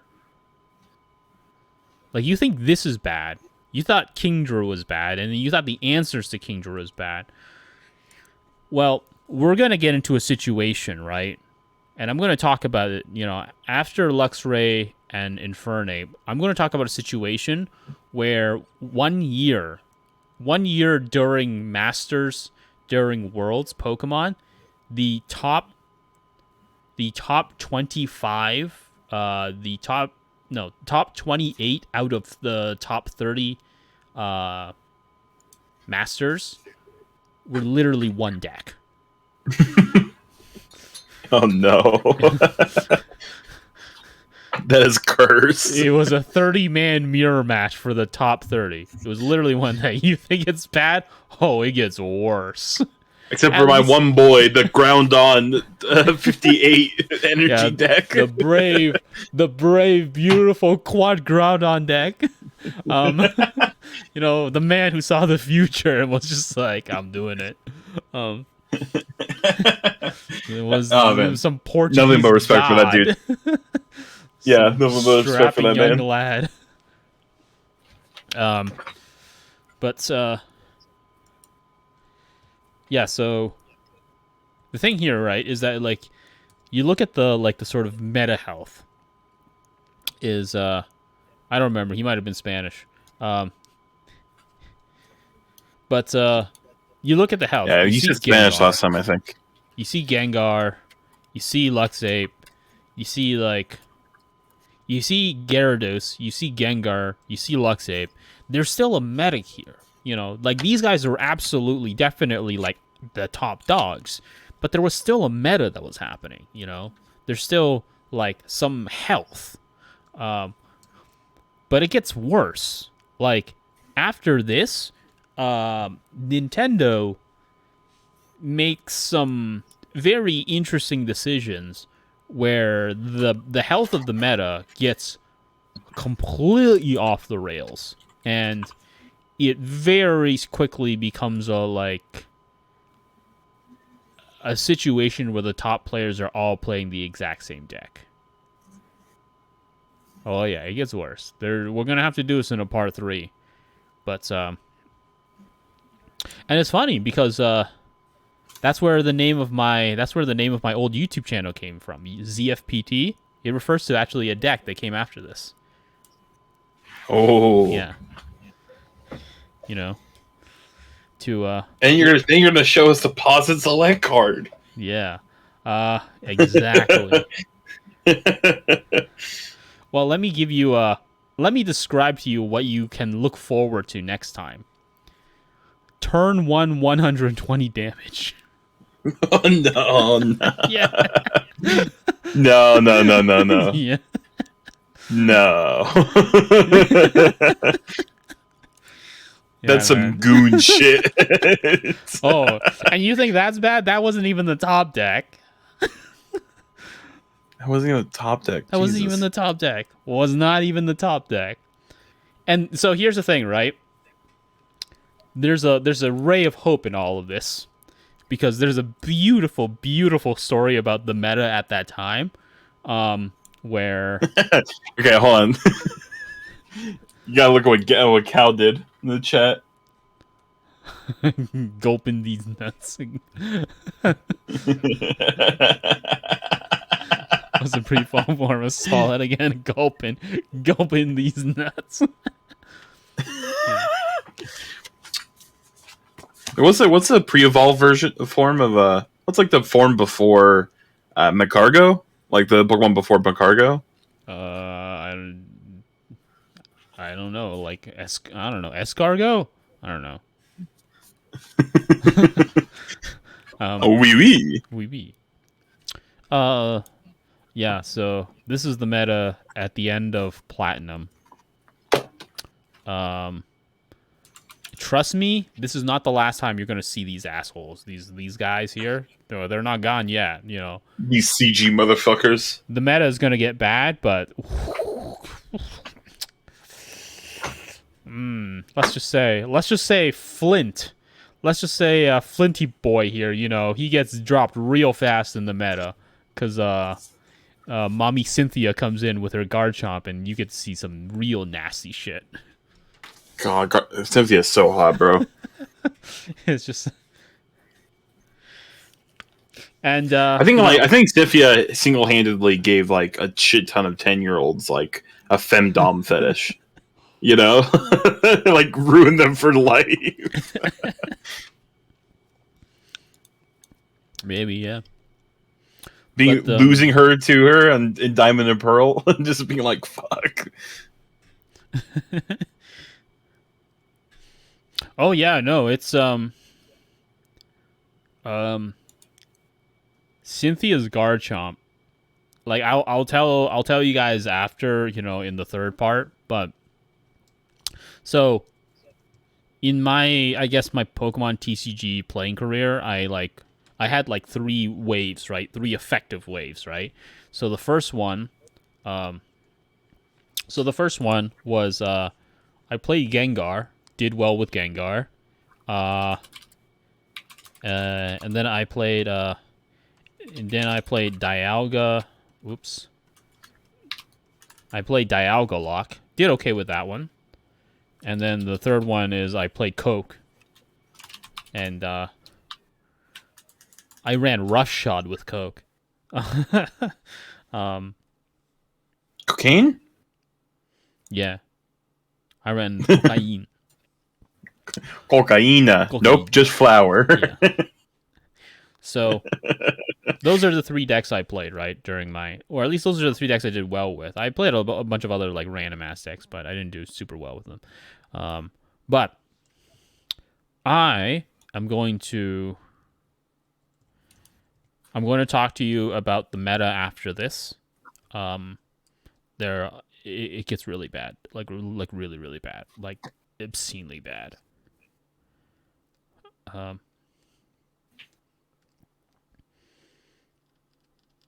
I don't know how to describe it. Like we will eventually get to the point where, like, yeah, I'm talking about, like, Quad Groudon hilarious, but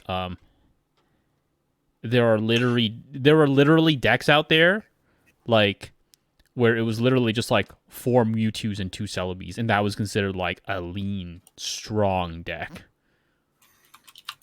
Like, it's completely insane, just like what the meta has what the meta became, and the meta is still kind of like that. And that's the thing. I'm looking at a lot of like newer cards, and they're still very nonsensical. But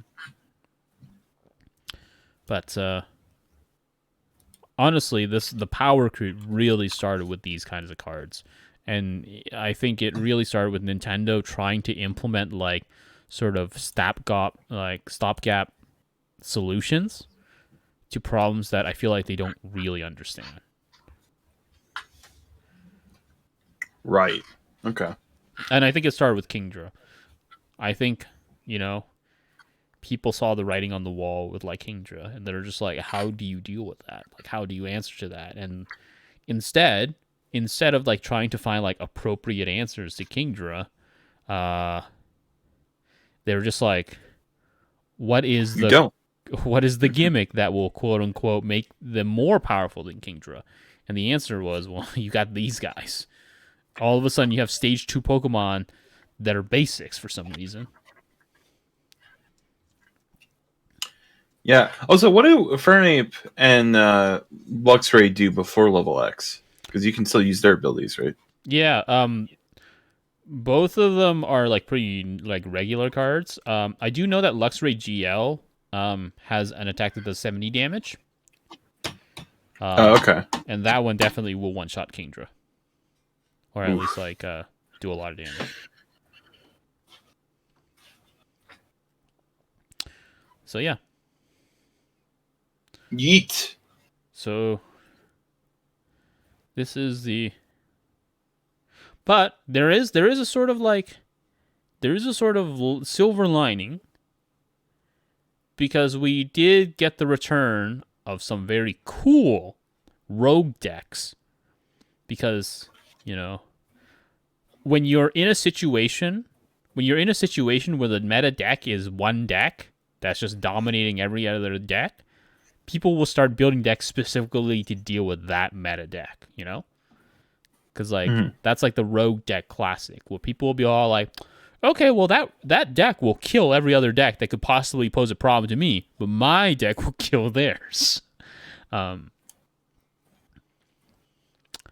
So that is where you will get into hilarious situations where people will run like fucking like 250, 300 HP Torterras that just won't die.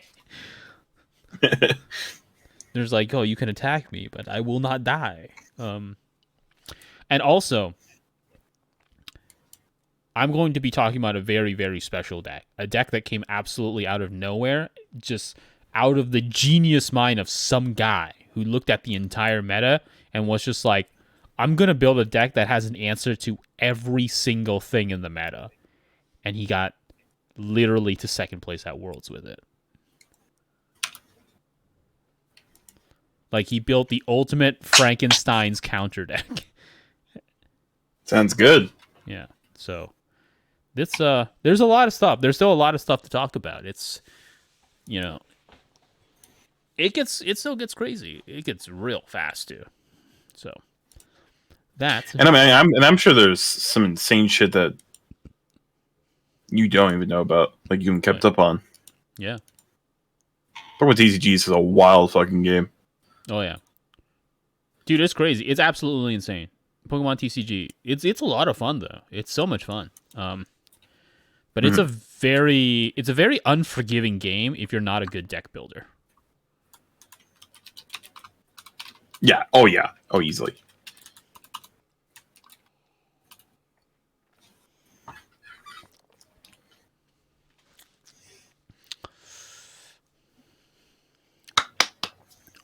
So yeah.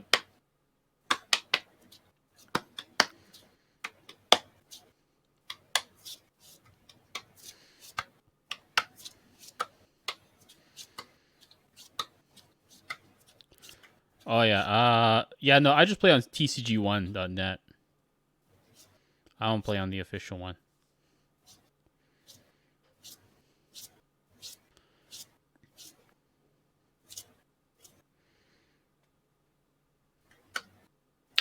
They're making a new one? New client? I guess so, yeah. I know I have a million of these fucking code cards. You can sell them on eBay.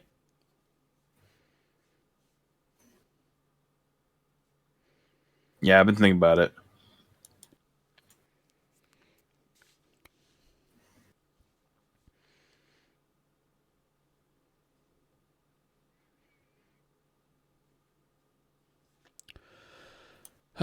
Well, I think that is it.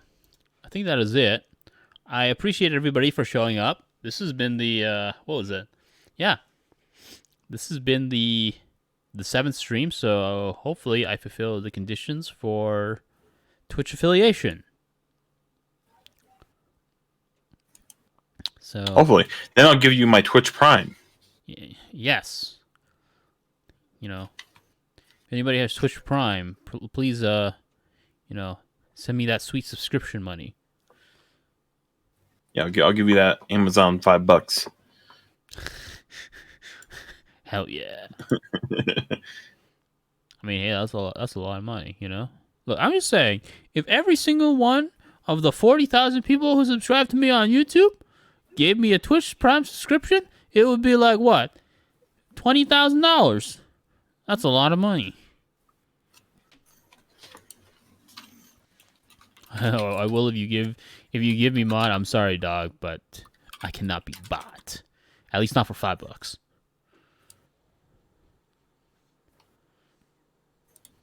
Wait, so what?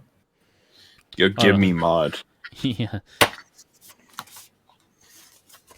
I've already been giving you $5 of my actual money for like 2 years now. That's true. Mod costs $4,000. Wait, how long? Wait, did I start patreoning you in like? I think I started patreoning you in 2019. I don't remember. Oh shit!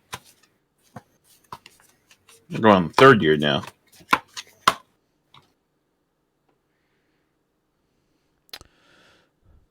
Well, that's the situation.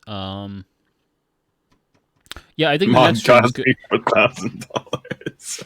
What? Nako said mod cost me $4,000.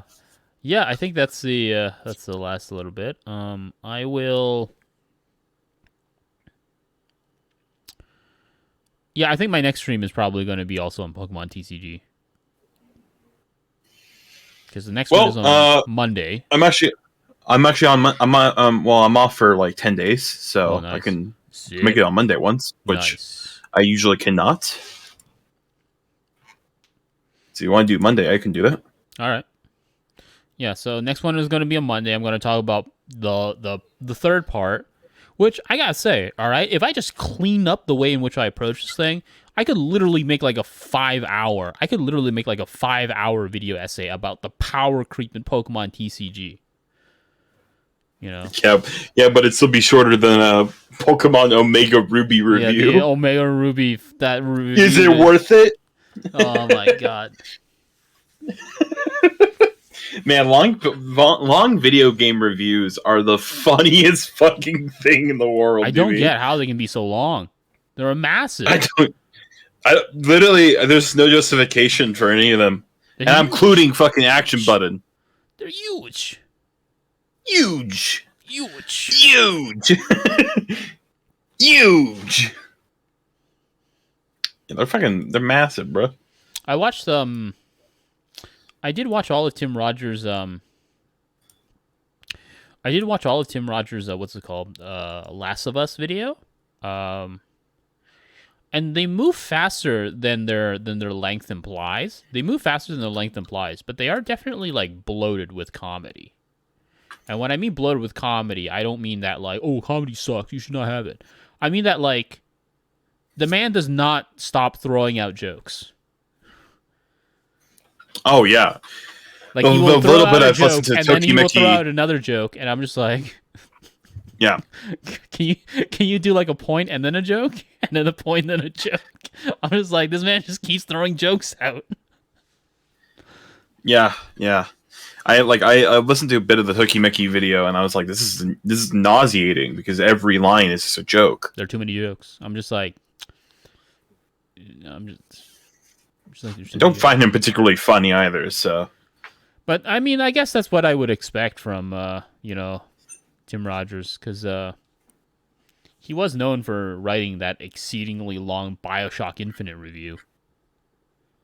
He did write that super long one. was it about how how I should be able to say the N word? No, that was Matthew Matosis. Yeah, do that. Yeah, Matthew Matosis' video on Bioshock Infinite is epic. It is funny in a conceptual level, because like people are sometimes just like, "There's no good context to say that word," and I'm just like, I don't know. You gotta tell it to Matthew Matosis to his face. See what he says about that. Yeah. Yeah, I don't know.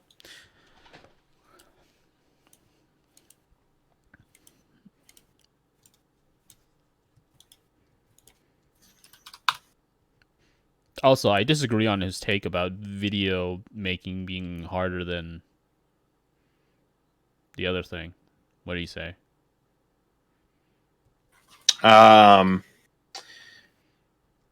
He said he doesn't have the hardest job in the world, but it's still harder than stocking shelves or something. I think stocking shelves is harder. Yeah, fucking idiot. I never crashed into a wall of cans when I was video editing. I'm just saying that, you know. Mm-hmm. Well, and it's like fucking, you know, like, yeah, you want to be a little selective. Maybe you can select some fucking work that, you know, you don't have to deal with any customers. But it's like, there's a lot of jobs where you have to deal with customers constantly. And I'm sorry, but dealing with your patrons every month, it's not as hard as dealing with a fucking 40-year-old white woman who wants to, you know, who says she has to have her latte this way. Well, that's a lot more annoying. I think the thing that that really changes the relationship, right, is that like you piss off some of your patrons, you're not going to lose all your patrons, but you piss off one person and you can lose your job. Yeah. Well, that's the thing, right? That's a really crazy differential in terms of like a power relationship, right? You know, like if I say like, I don't know, if I say something like really stupid, right? You're just like, I don't know, Black Lives Matter, more like all lives matter. Like if I say like that, right? Like, oh Jesus. then like I would lose some of my patrons, but I probably wouldn't lose all of them, right? But if I said that at work, they'd be like, "No, dude, you gotta go, doc." I'm like, "Oh, I've lost all my income." You know. And there's I think the audience that you come in with to like Patreon is very, very, very different than like the audience that you come into to work with, right? Because like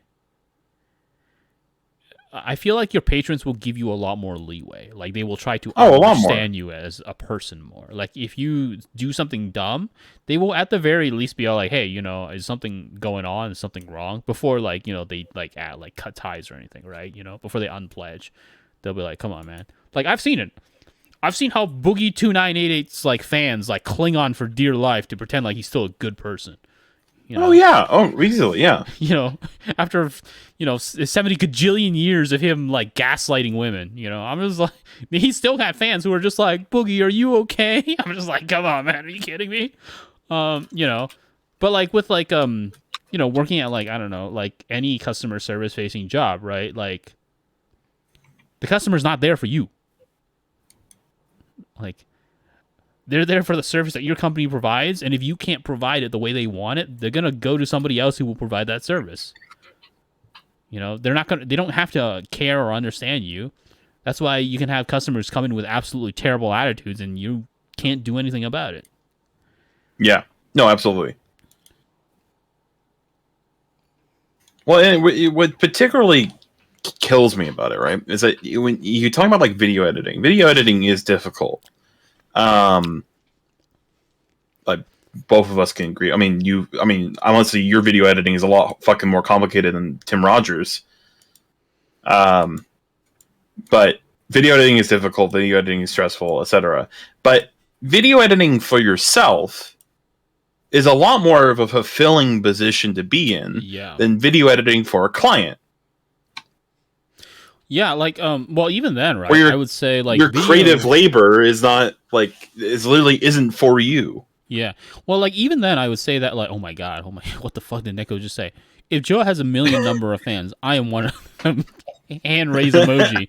If Joe has 10 fans, I am one of them. If Joe have only one fan, and that is me. wait a minute. You said only one fan, and you post 3 different people. Yeah. Wait, what? If Joe has no fans, that means I am no more on the earth. Crying sad emoji. If we're all against the Joe, I am against the world. An asteroid.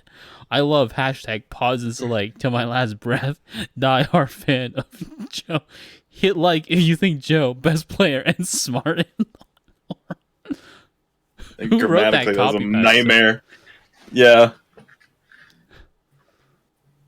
Okay, I agree with it though. I know this is gonna sound very insensitive, but that feels like the written version of like Indian tech support, you know? You know what I'm talking about, right? It's just like there's a cadence to it that I can't figure out. So I'm sorry, this sounds bad. It also might sound insensitive, but the way that he said, if only Joel only has one fan, and that is me, and it has 3 emojis, and the fact that it goes from like light hair to dark hair, it feels like a fucking like Wi-Fi bar. You're like a signal bar.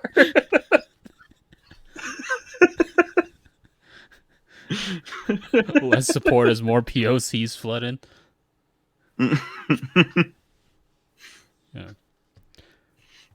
I agree with you on the video. Like the thing is, right? It's just like, yeah, you know, like I complain when I run into technical errors, but I don't complain when like I'm video editing. It's a very like fulfilling job when like I'm doing it for myself, you know? Yeah. Like that's why it gets increasingly taxing on my computer, because it's just like it's fun like trying to find like new ways to like express yourself and all that kind of stuff.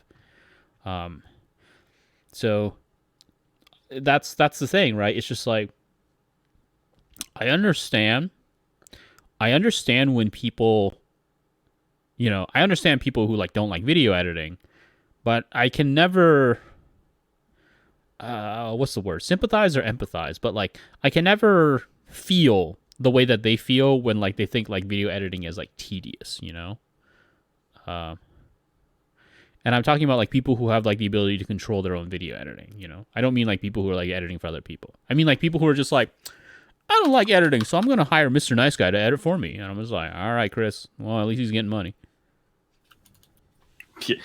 Yeah. It's a thing of just like I understand where they're coming from. It's just not for them. But at the same time, it's just not for me either. It's just like that the whole sort of just like I don't like video editing. It's tedious. It's like I don't know. I like it. It's fun. Yeah, I don't really. I agree with like I can't really position myself in the same shoes. I can understand it from a logical perspective though, of you're trying to make content as much as you can, or as much as you will. And the video editing side just takes a lot of time. So give it to someone else, then you have more time to script it. But that also kind of gives you more responsibility to make actually good content. Think about that one, AnyTube. When you edit when you hire an editor, your video, what are you spending all your time on? Yeah, when you hire an editor, you better have some fucking sources. I swear to God, at least read something. Spending all that time gaming, dude.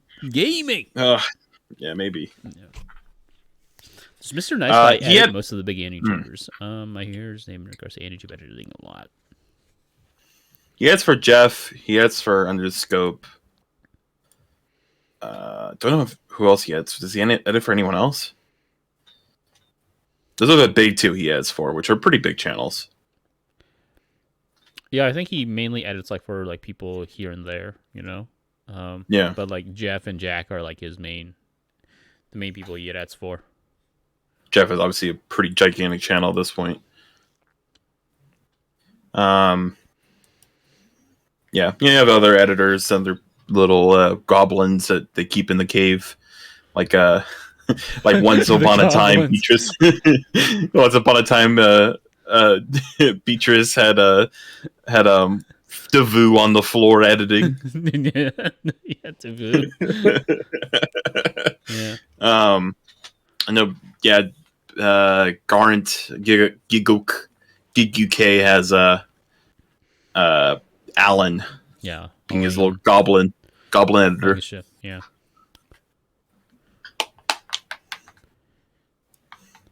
No, literally, Devu posted a photo of his setup, and he was literally on the goddamn floor. Yeah, he edits on the floor, and I'm just like, this man's going to destroy his back. And his monitor was on a cardboard box. Yeah. It's kind of baffling. It's just like this man has terrible ergonomics. Yeah, I don't know the fucking man's setup.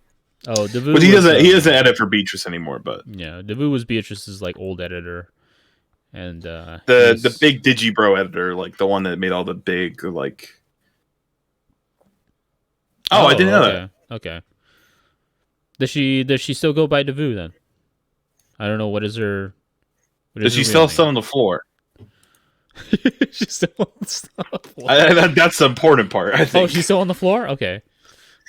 Oh, okay, still Devu. Okay, Devu. Okay. All right, okay. That is good to know. She, okay.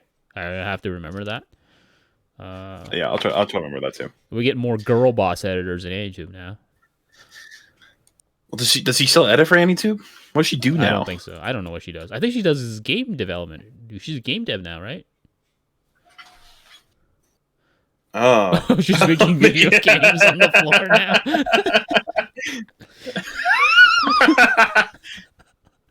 Oh, bro, she makes her own indie studio. She could call it Game Floor Studios. Yeah.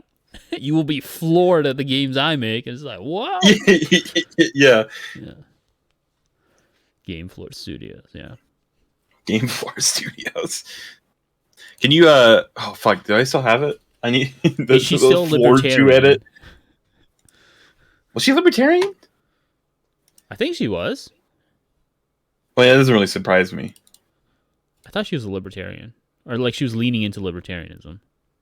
Oh yeah, I don't know if you want to show this on stream. You might not want to. Oh yeah, no, I'm not showing that. Oh, that's a classic Joe drawing. I'm not risking it. I might have just got Twitch affiliate. Yeah, stories. She was a fan of Stefan Molyneux. Ooh, rough-a-roni. No wonder she sat on the floor. She hadn't earned a chair. She was a fan of Stefan Molyneux. So does she also think that black slaves were the drug dealers and white people were the drug users? That's because Stefan does.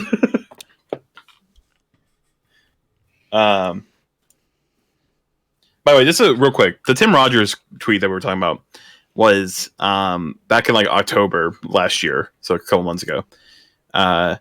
He talked about how he kept getting like he was like working 100-hour work weeks, which I'm like,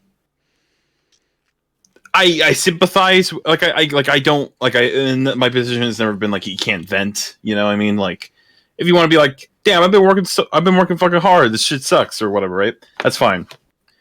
But you're also like your own boss, and I'm not gonna give any credence to the cop out answer of like, oh, but Patreons or but patrons. You know, it's like no, that doesn't exist because Tim Rogers spends an entire fucking year in between videos, so clearly they're fine with it. You know, I feel like 100 hours is like I feel like the 100 hours is like CEO hours, you know, where CEOs are just like, oh yeah, I work 16 hours a day, but then like 90% of that is them sitting in meetings. Yeah, the fucking Elon Musk tweet, like, and people still say I have it good.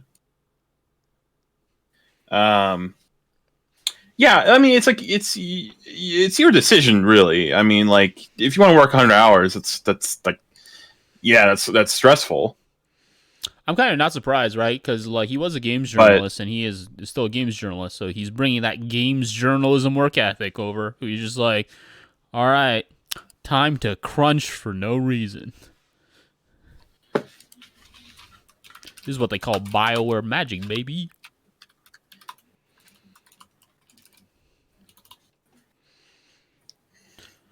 Which I gotta say, yeah. On the topic of games journalism, I did not get that Polygon job or interview, which is a shame. I don't think they actually saw my video, which is also a shame. But I'm just going to chalk it up to me being like located in Canada. So it all worked out in a really weird way. I'm still going to keep applying to like Vox Media stuff. I'm going to apply to like every fucking remote job that they have. I'm like, bro, yeah, I can edit food videos.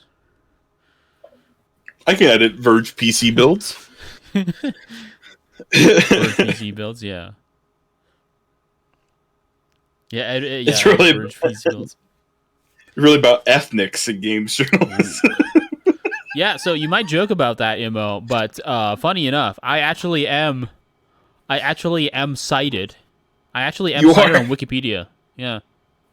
In a Gamergate article. Yeah, I was misquoted. Yeah,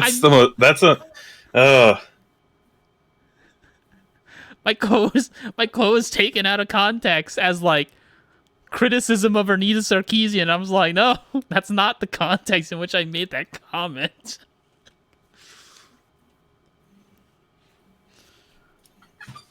Yeah. Yeah, to give a little bit of context, right? I used to write for an outlet called Bitmob. I used to write an outlet called Bitmob, and somebody made like an article called like "Gaming Culture is Sexist," and I wrote an article in response to that, which was saying like, well, no, it's not gaming culture that's sexist. It's just like general male nerd culture. And the reason why I made that comment is because that Yeah, and the reason why I made the comment is because like it kind of creates a situation where like it kind of excuses like a general toxic masculine nerd culture by like scapegoating gamers, um, but it also creates a situation where like it heavily ignores like a very clear like female gamer like community because like at the time that I was writing that, like you know the vast majority of gamers were not like Call of Duty junkies. They were like fucking Candy Crush moms. You know, like those are the numbers. You know, That's true, that's dude. the thing. Candy Crush moms are a different beast, bro. They're I know different because beasts, my man. mom is a Candy Crush mom, dude. Dude, like you think you're a fucking hardcore gamer? Like you're not a hardcore gamer until you see like some fucking waspy mom who's like, yeah, I'm on like level 9,000 on Candy Crush. I'm like, what the fuck? It goes up that high? I love how it's like Candy Crush. It's like I like those memes where it's like Yeah. Candy Crush is just living in fear of moms. You know, it's just like how. And you're just like, oh, maybe they just like punched it out really fast. And then you play like Candy Crush for like 5 minutes, and you're just like, wait a minute, I have to wait the next day to do the next level. How'd they get the level 9,000 something? I'm just like, what? You know, Yeah, dude. yeah. They're literally on the grind set. Yeah, they're on the grind set. It's crazy. They're literally like they're like top level MMO players. You know, they don't stop. You know, they get the notification that it's like, oh, time to play some Candy Crush. It's just like they're grinding. You know, Wait, what's that outlet that you were? it was Writing for? Bitmob. Yeah, it's Bitmob. defunct now.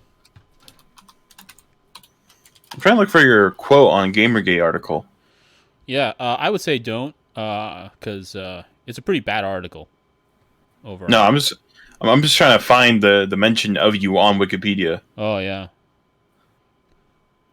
Yeah, it's about like video. I think it's under video game controversies or something.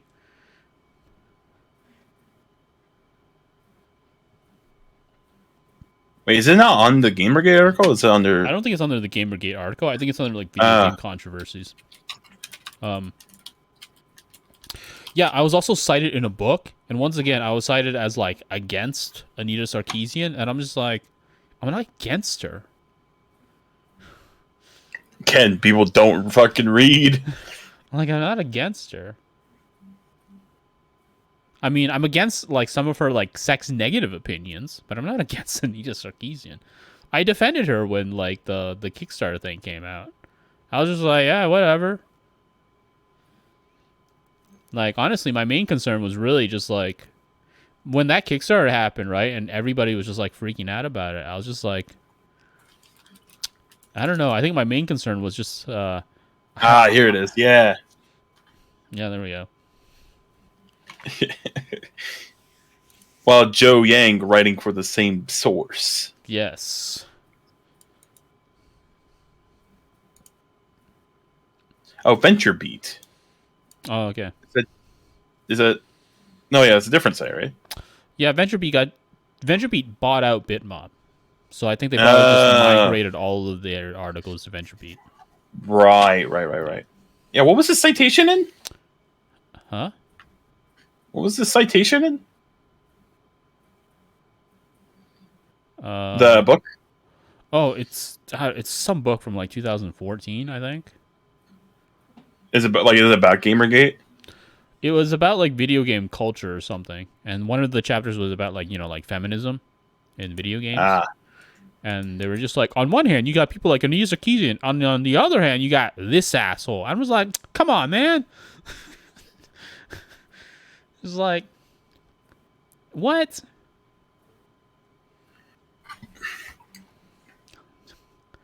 Yeah. It's a shame. It's a shame that I deleted my Facebook, because then at least I would have shown people that, like, no, I was defending her when she first made that. I was just like, come on, man. Who cares?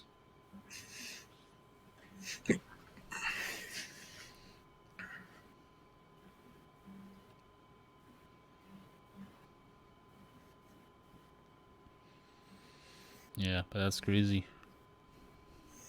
Oh yeah, I remember. Yeah, I remember the fucking Vulture, the Venture Beat, or like your editor, right? Like he was like, by the way, this article has not been edited and does not necessarily reflect our staff. It's like, yeah, damn, dude, that's crazy. Thanks, Dean. You're really Yeah, throwing me yeah. under the bus here, buddy. This post has not been edited by the GamesBeat staff. Opinions by GamesBeat community writers do not necessarily reflect those of the Yeah, staff. but they just fucking chose to publish and promote it. Yeah, fucking coward. Yeah, that's the thing. Like, that's the thing. You can't make the article. You can't put on your article like, "Oh, this doesn't reflect our values." It's like, well, you posted it. It's just like, bro, come on, man. You promoted this article. It's just like, if you're saying we don't take any responsibility for it, it's just like that means I'm taking all the heat. I just take all the heat.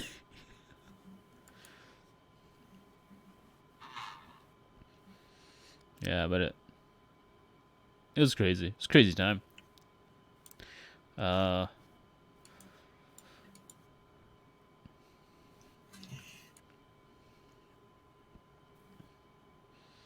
Good old fashioned times.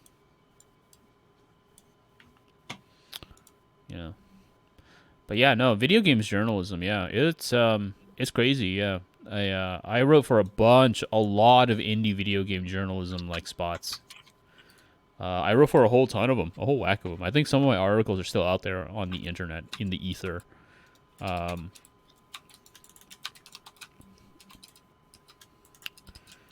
I had what's it called?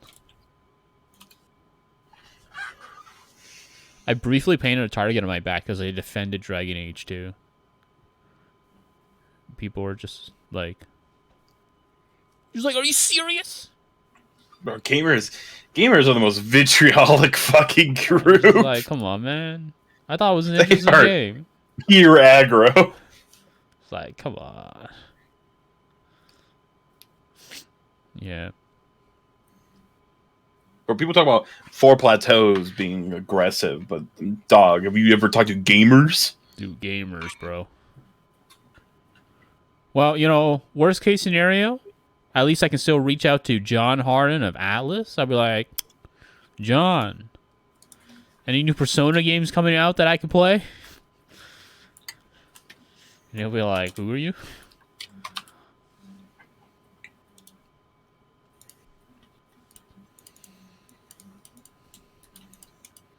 Yeah, 4 days until BB Tag beta. Yeah, dude, I'm so excited, man. I'm so excited.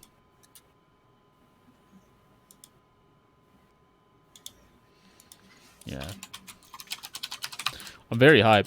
I'm very hyped to get like blown up on stream and have no excuses now.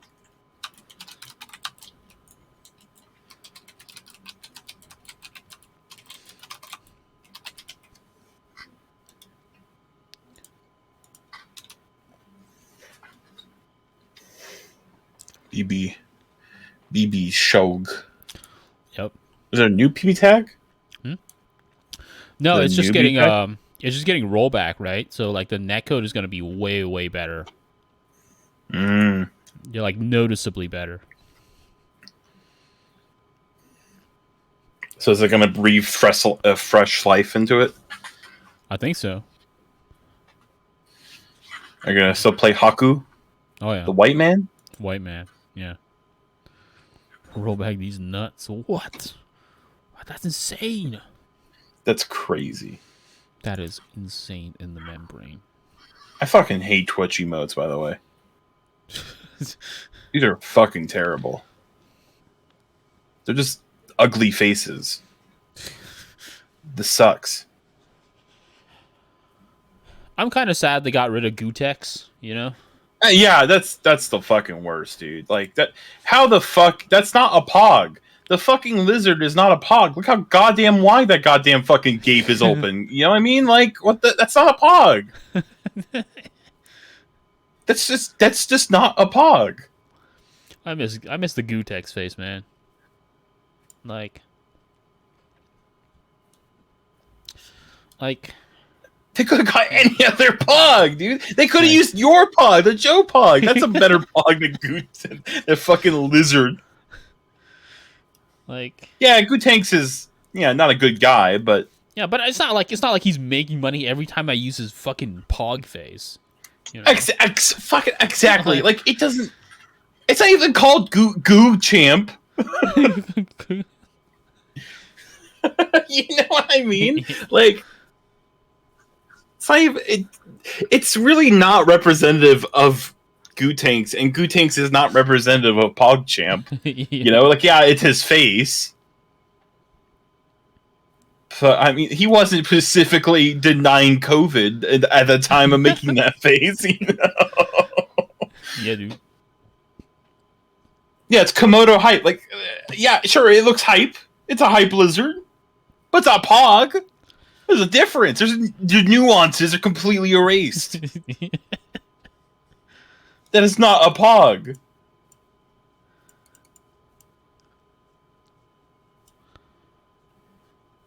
Yeah, why did they rename it too? Like, it's already a fucking emote.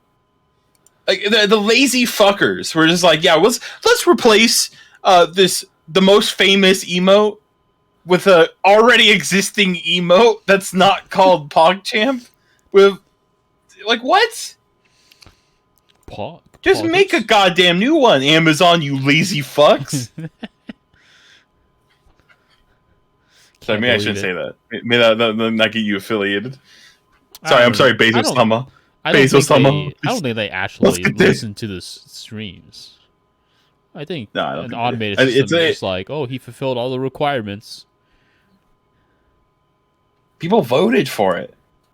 Ah, that sucks. Then they're fucking dumb. That sucks. If they voted for that, haha, that's bad. The people are wrong. Yeah. Why did they vote for it? That doesn't make any goddamn sense.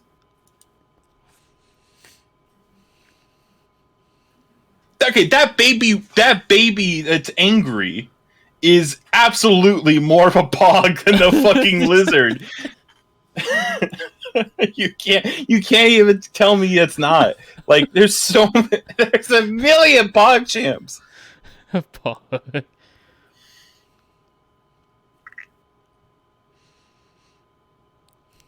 I remember I was like, okay, I don't hate the decision to remove Gootanks, really. Like, I think it's a little silly. I think it's a little silly to remove like a fucking hype emote because the man years later said some like terrible shit, or is a terrible dude. But like, whatever, right? I'm not gonna die on the hill of like, you gotta preserve Gootanks. You gotta preserve Twitch's history, like the fucking statues. I'm not gonna die on that hill, but at the same time, I at least replace it with something that's worthwhile. That's worth a fucking like the PogChamp emote. Because it's the best goddamn emote this site has ever had. Like, people are gonna like be like, oh, Kappa's the best emote. Kappa fucking sucks. You seen Kappa? I remember when I met, like, remember like 2016 when Matt would only repeat Kappa. Kappa. So cringe. Yeah, Frog Champ, bro. There's so many things you could do.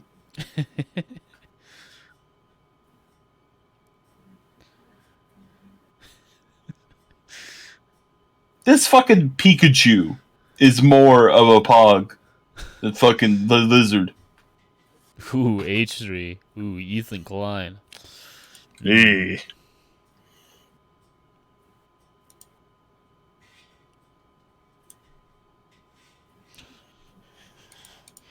I remember when the Nintendo account was just like for Froggy, retweet for that boy, and so many responses are just like, Nintendo now.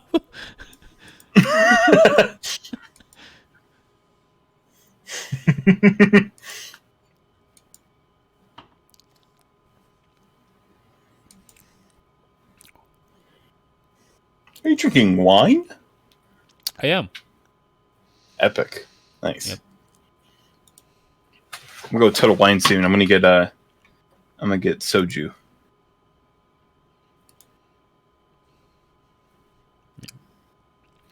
Yeah, I've been Maybe also drinking. get some Japanese beer.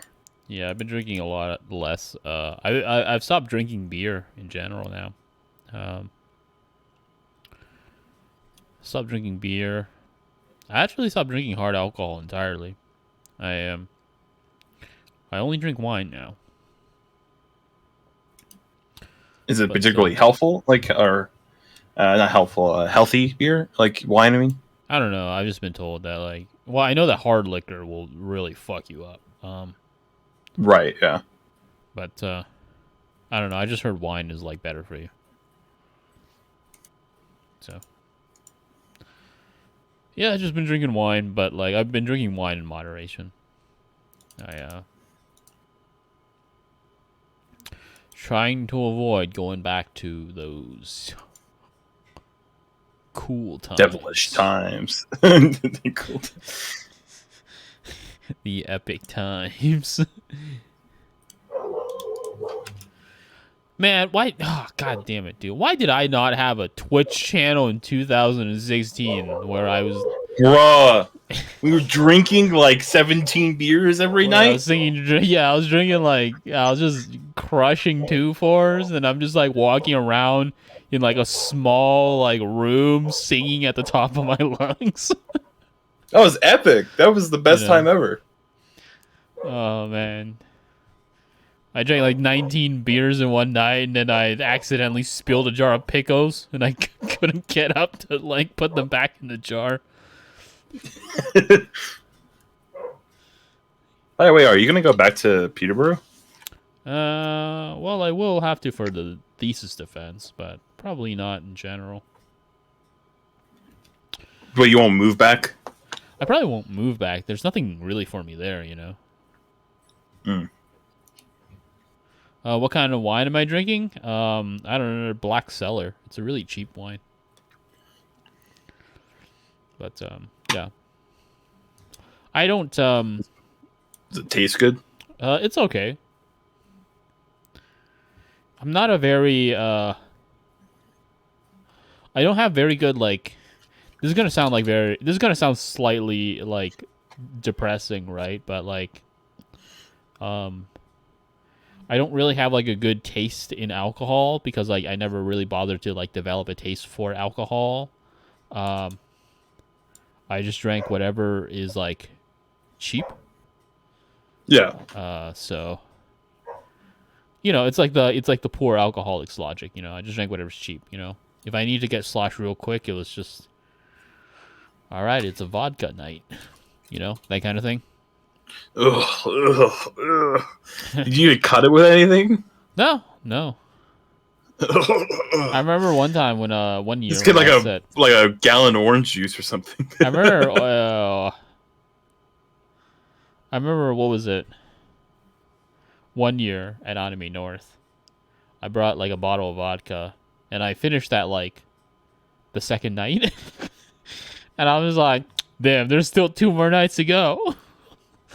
Mm. So I had to go to the LCBO and get more alcohol.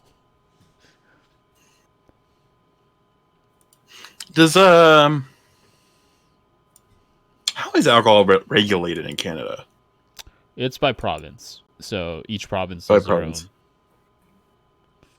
Well, like Ontario. Yeah, so Ontario is controlled by the Liquor Control Board of Ontario. So there's Ontario, but like they've kind of eased that a little bit. So some stores will be able to sell alcohol now, but only like some stores. So there's like a specific chain called the LCBO, which like sells alcohol, that's owned by the government, and then there's like private places that will sell alcohol, but they have like beer specific licenses, like the beer store or like Loblaws will sell like some kinds of wine, etc., and beer. Okay. Yeah, it's kind of wild because it's kind of wild because yeah, different places have such different alcohol laws. Like America, you could like every grocery store has it. Yeah, Oh shit, that scared the shit out of me. I have a hover zoom, like the extension that will like blow up a thumbnail Mm-hmm. so you can see clear. Well, it also works for videos. So what actually happens is that if I'm on Twitch and I like hover over a Twitch stream, it'll like play that video. Oh. And the audio too, so Oh, that's rough. Straight vodka. Yeah. Yeah, no, it's what was it? I also had yeah, I drank a bunch of stuff straight. I usually don't cut a lot of stuff with it, you know. I just drink it straight. Yeah. No, there used to be a time where like I was just crushing alcohol, but it ended up being very expensive, and you know, it ended up just I didn't like it, so I didn't like the way it made me feel mentally. So I just slowly got off of it. So I still drink, but it's only wine, and it's not too much.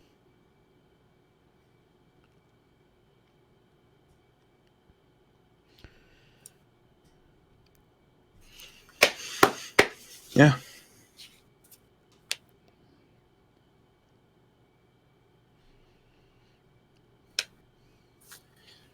Very cool.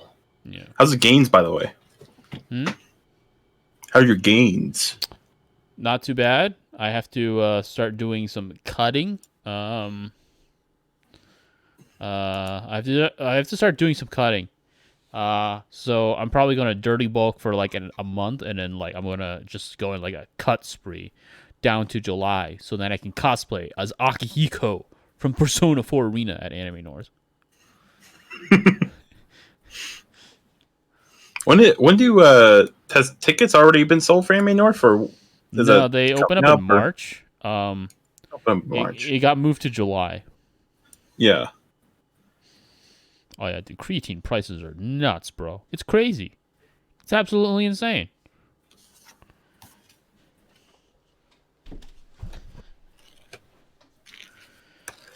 Yeah, man. Anime North. I always try to go every single year. The only year I did not go was Evo.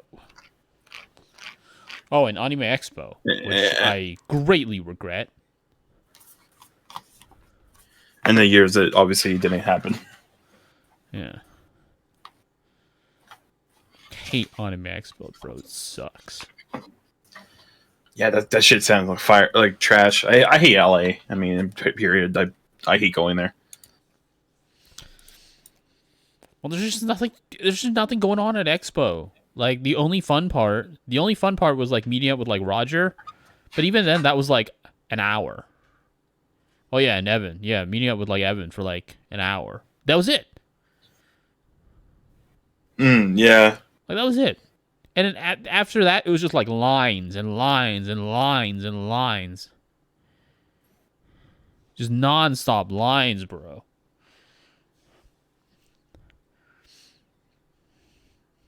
Are you getting a hotel in for Anime North? Yeah.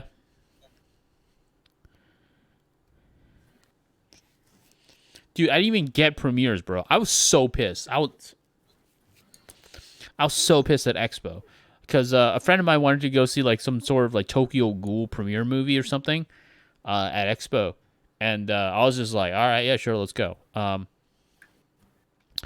we waited in line for like 4 hours. And like as they were letting people in, like I was literally like the second person like to get in, like literally the second person to get in. And then like a bunch of people with like press badges, like they like cut in front of us, and then they got in. And then they're just like, "Oh, we're all full up," Bruh. you know. And then it was even worse because like the people with the press badges, like they let their friends in, and I was just like, I fucking hate this. That's some shit. Yeah, like they literally let their friends who did not have press badges or anything. They just let them in, And then they're like, oh, I guess we're full, guys. I was just like, Yeah, what the fuck? I'm just like, this convention is dead to me. Yeah, that's fair. I mean, when the highlight of your LA when your Anime Expo trip is going to In and Out, like I don't. In and Out was literally the best part of that trip, dude. I mean, In and Out's really good, but like went to Five Guys with Evan, and I was just like, damn, this is pretty good. And then went to In and Out, I was like, damn, this is also pretty good. yeah, Five Guys In and Out are really good. Yeah, man. Anime News Network strikes again. Yeah, I don't even know. I don't even think they were with Anime News Network. They just had press badges, and then they let their friends in who didn't have press badges, and I was just like, what the fuck?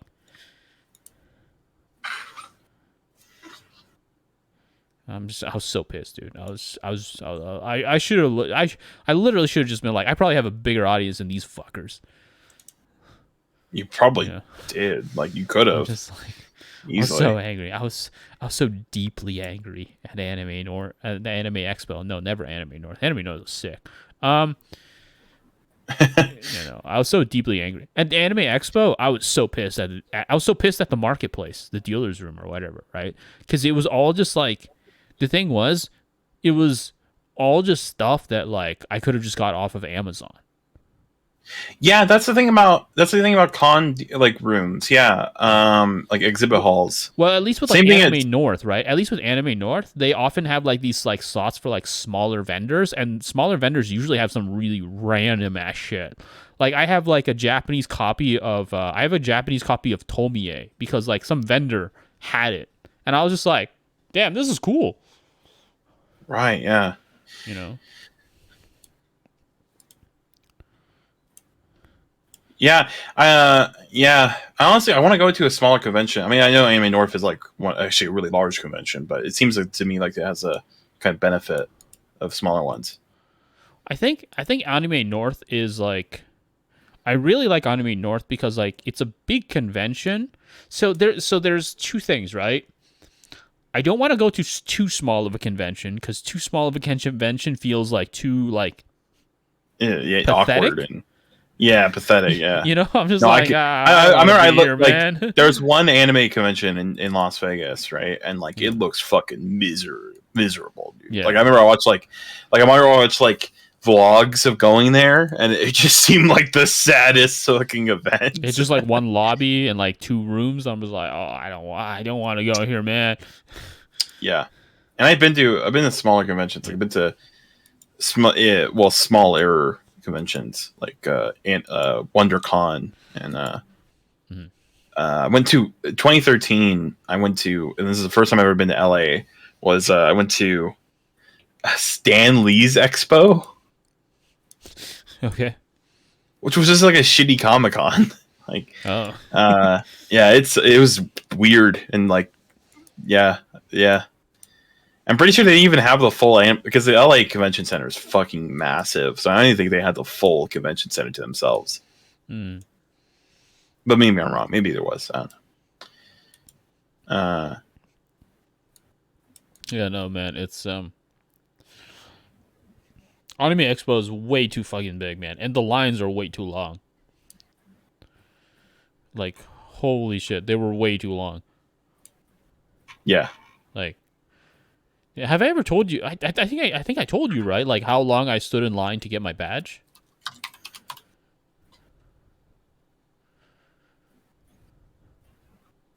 Yeah. You waited like. Did you wait like a full? You waited like a full work shift. Yeah, 8 hours. Like fucking hell. Yeah. 8 hours, bro. I was so angry. I woke up, went to the line, got in line at 9 a.m., got my badge at 4 p.m.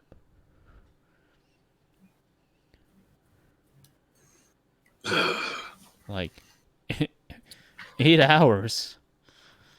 Yeah. Just like how much is it? How much is a plane ticket to Toronto? I don't know. It's probably pretty cheap considering like COVID. I remember I'm a just trying couple to think months. of I like remember how a couple how months ago. I remember a couple months ago. It was like 200 round trip because of COVID. oh People were just like, "Damn, nobody's taking the flights. 200 round trip." And then Red Flag well like, Deals, right, which is like the Canadian bargain site, was just hmm. like, "Guys, you have to get this right now. 200." I was just like, first of all, it's the middle of COVID. So when is Anime North? It's in July. What's the dates? Let me see. It's usually in May, but it got moved to July this time because I think they were trying to like bump it out because of COVID. Try to get COVID a little bit. Yeah, Yeah. that's fair. So July 15th, July 7th, 17th. Oh, it's only 2 days. Well, it's just like it's Friday, Saturday, Sunday, so 3 days. 3 days. 3 days. Okay, yeah, right. Yeah. But Yeah, that's pretty typical. the con unofficially starts on Thursday because like the thing here is that all the panels and whatnot don't start up. All the panels and whatnot don't start until Friday. But a lot of shit that you can do, like the gaming room and all that kind of shit, you can already do on Thursday. Gotcha. So, what are, like what would overlap with you? What would overlap for you? well, I'm going to Anime North July 14th to July 17th. It's funny because I talked to a friend of mine because I always get it with like a friend. I always get the hotel with a friend, and my friend texted me and he was just like, "Dude, if they cancel Anime North, I'm okay with just like drinking in the hotel." I was like, "Hell yeah, dude!" Like the man has just been stuck inside from COVID, and he's just like, "I need to get out." I'm so tempted to go. I could go. I could go. You know, it's Because it's it up wouldn't to even be you. that. Wouldn't that be expensive? I mean, how much would the hotel be if I like? Okay, how big of a hotel do you? So You can Anime get it. North is You know what I kind of mean? weird because like they have a lot of blocks, and it's very difficult to like not get a hotel room unless you want a hotel that's like right on the convention center. Of course, yeah. Yeah. Like the one So closest, yeah. yeah. Yeah. So like Anime North has like hotels like that are like 20-minute walks away. They're not that bad actually. It's not that bad because like it's in a safe area of Toronto. It's just by the airport. But it's like in a safe area of Toronto, and so like it's totally fine just walking in the middle of the night and all that kind of stuff. And it's kind of a lot of fun too because like there's like food and bars around, so like it's not like you're walking in the middle of nowhere. You can stop and get food and whatnot along the way.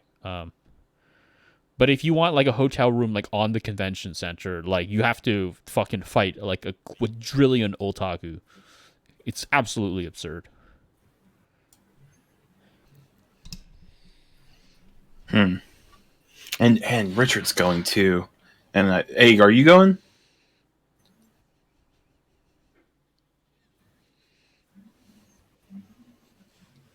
You're a Canada man. Oh, you never been. Okay. It's a lot of fun. The Anime North's a lot of fun.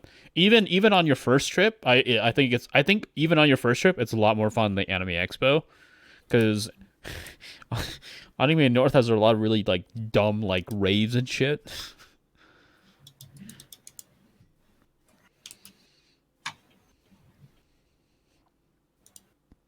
Yeah. I don't know how fun raves. Well, there is something like fun about just getting there's something fun about just getting completely shit faced, and you're trying to outdance some guy who's in an Akatsuki costume. That's very specific. As one of your friends, like he's like 12 beers in, and he's just yelling at some guy, be like, "Show me your Sharingan, Naruto. Show me your Sharingan, bro." He's fucking dancing his life away.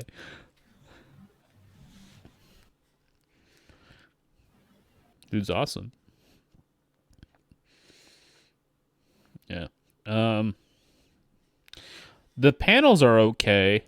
They're very hit and miss. Some of the panels are complete garbage. Uh, Right. but Well, I mean, huh? but other panels are pretty fun. I know. Uh, I know. Richard's a big panelist. Used to sit outside Dragon Con with my bro and we shout "I love you, Zelda" to passing by like. I remember one of my friends got really drunk and then he's just like he's trying to sober up at like the Sheridan lobby at Anime North, and he sees like this girl and her boyfriend. They're both cosplaying, and he's like, "Bro, your girlfriend's hot," and he's just like, "I know," and then just walk away. Yeah. There was also the same year. There was also the same year where he and my other friend, um, they Oh, like my Discord. they crossed the crosswalk while piggybacking each other, during a red light, and then when they did it, they just like high fived each other. He's like, yeah, Oh, Joe. yeah. What's up?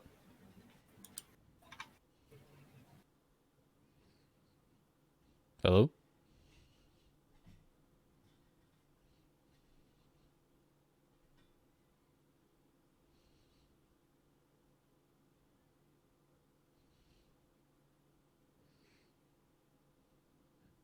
Hello.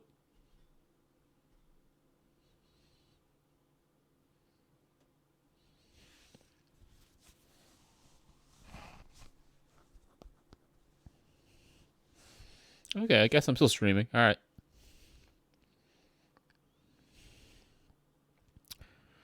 Whoa, whoa, whoa, whoa.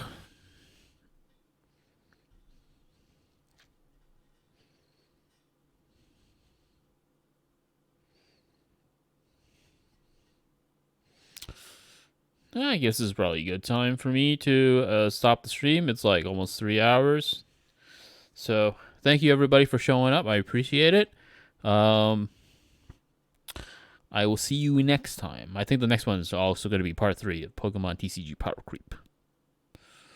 So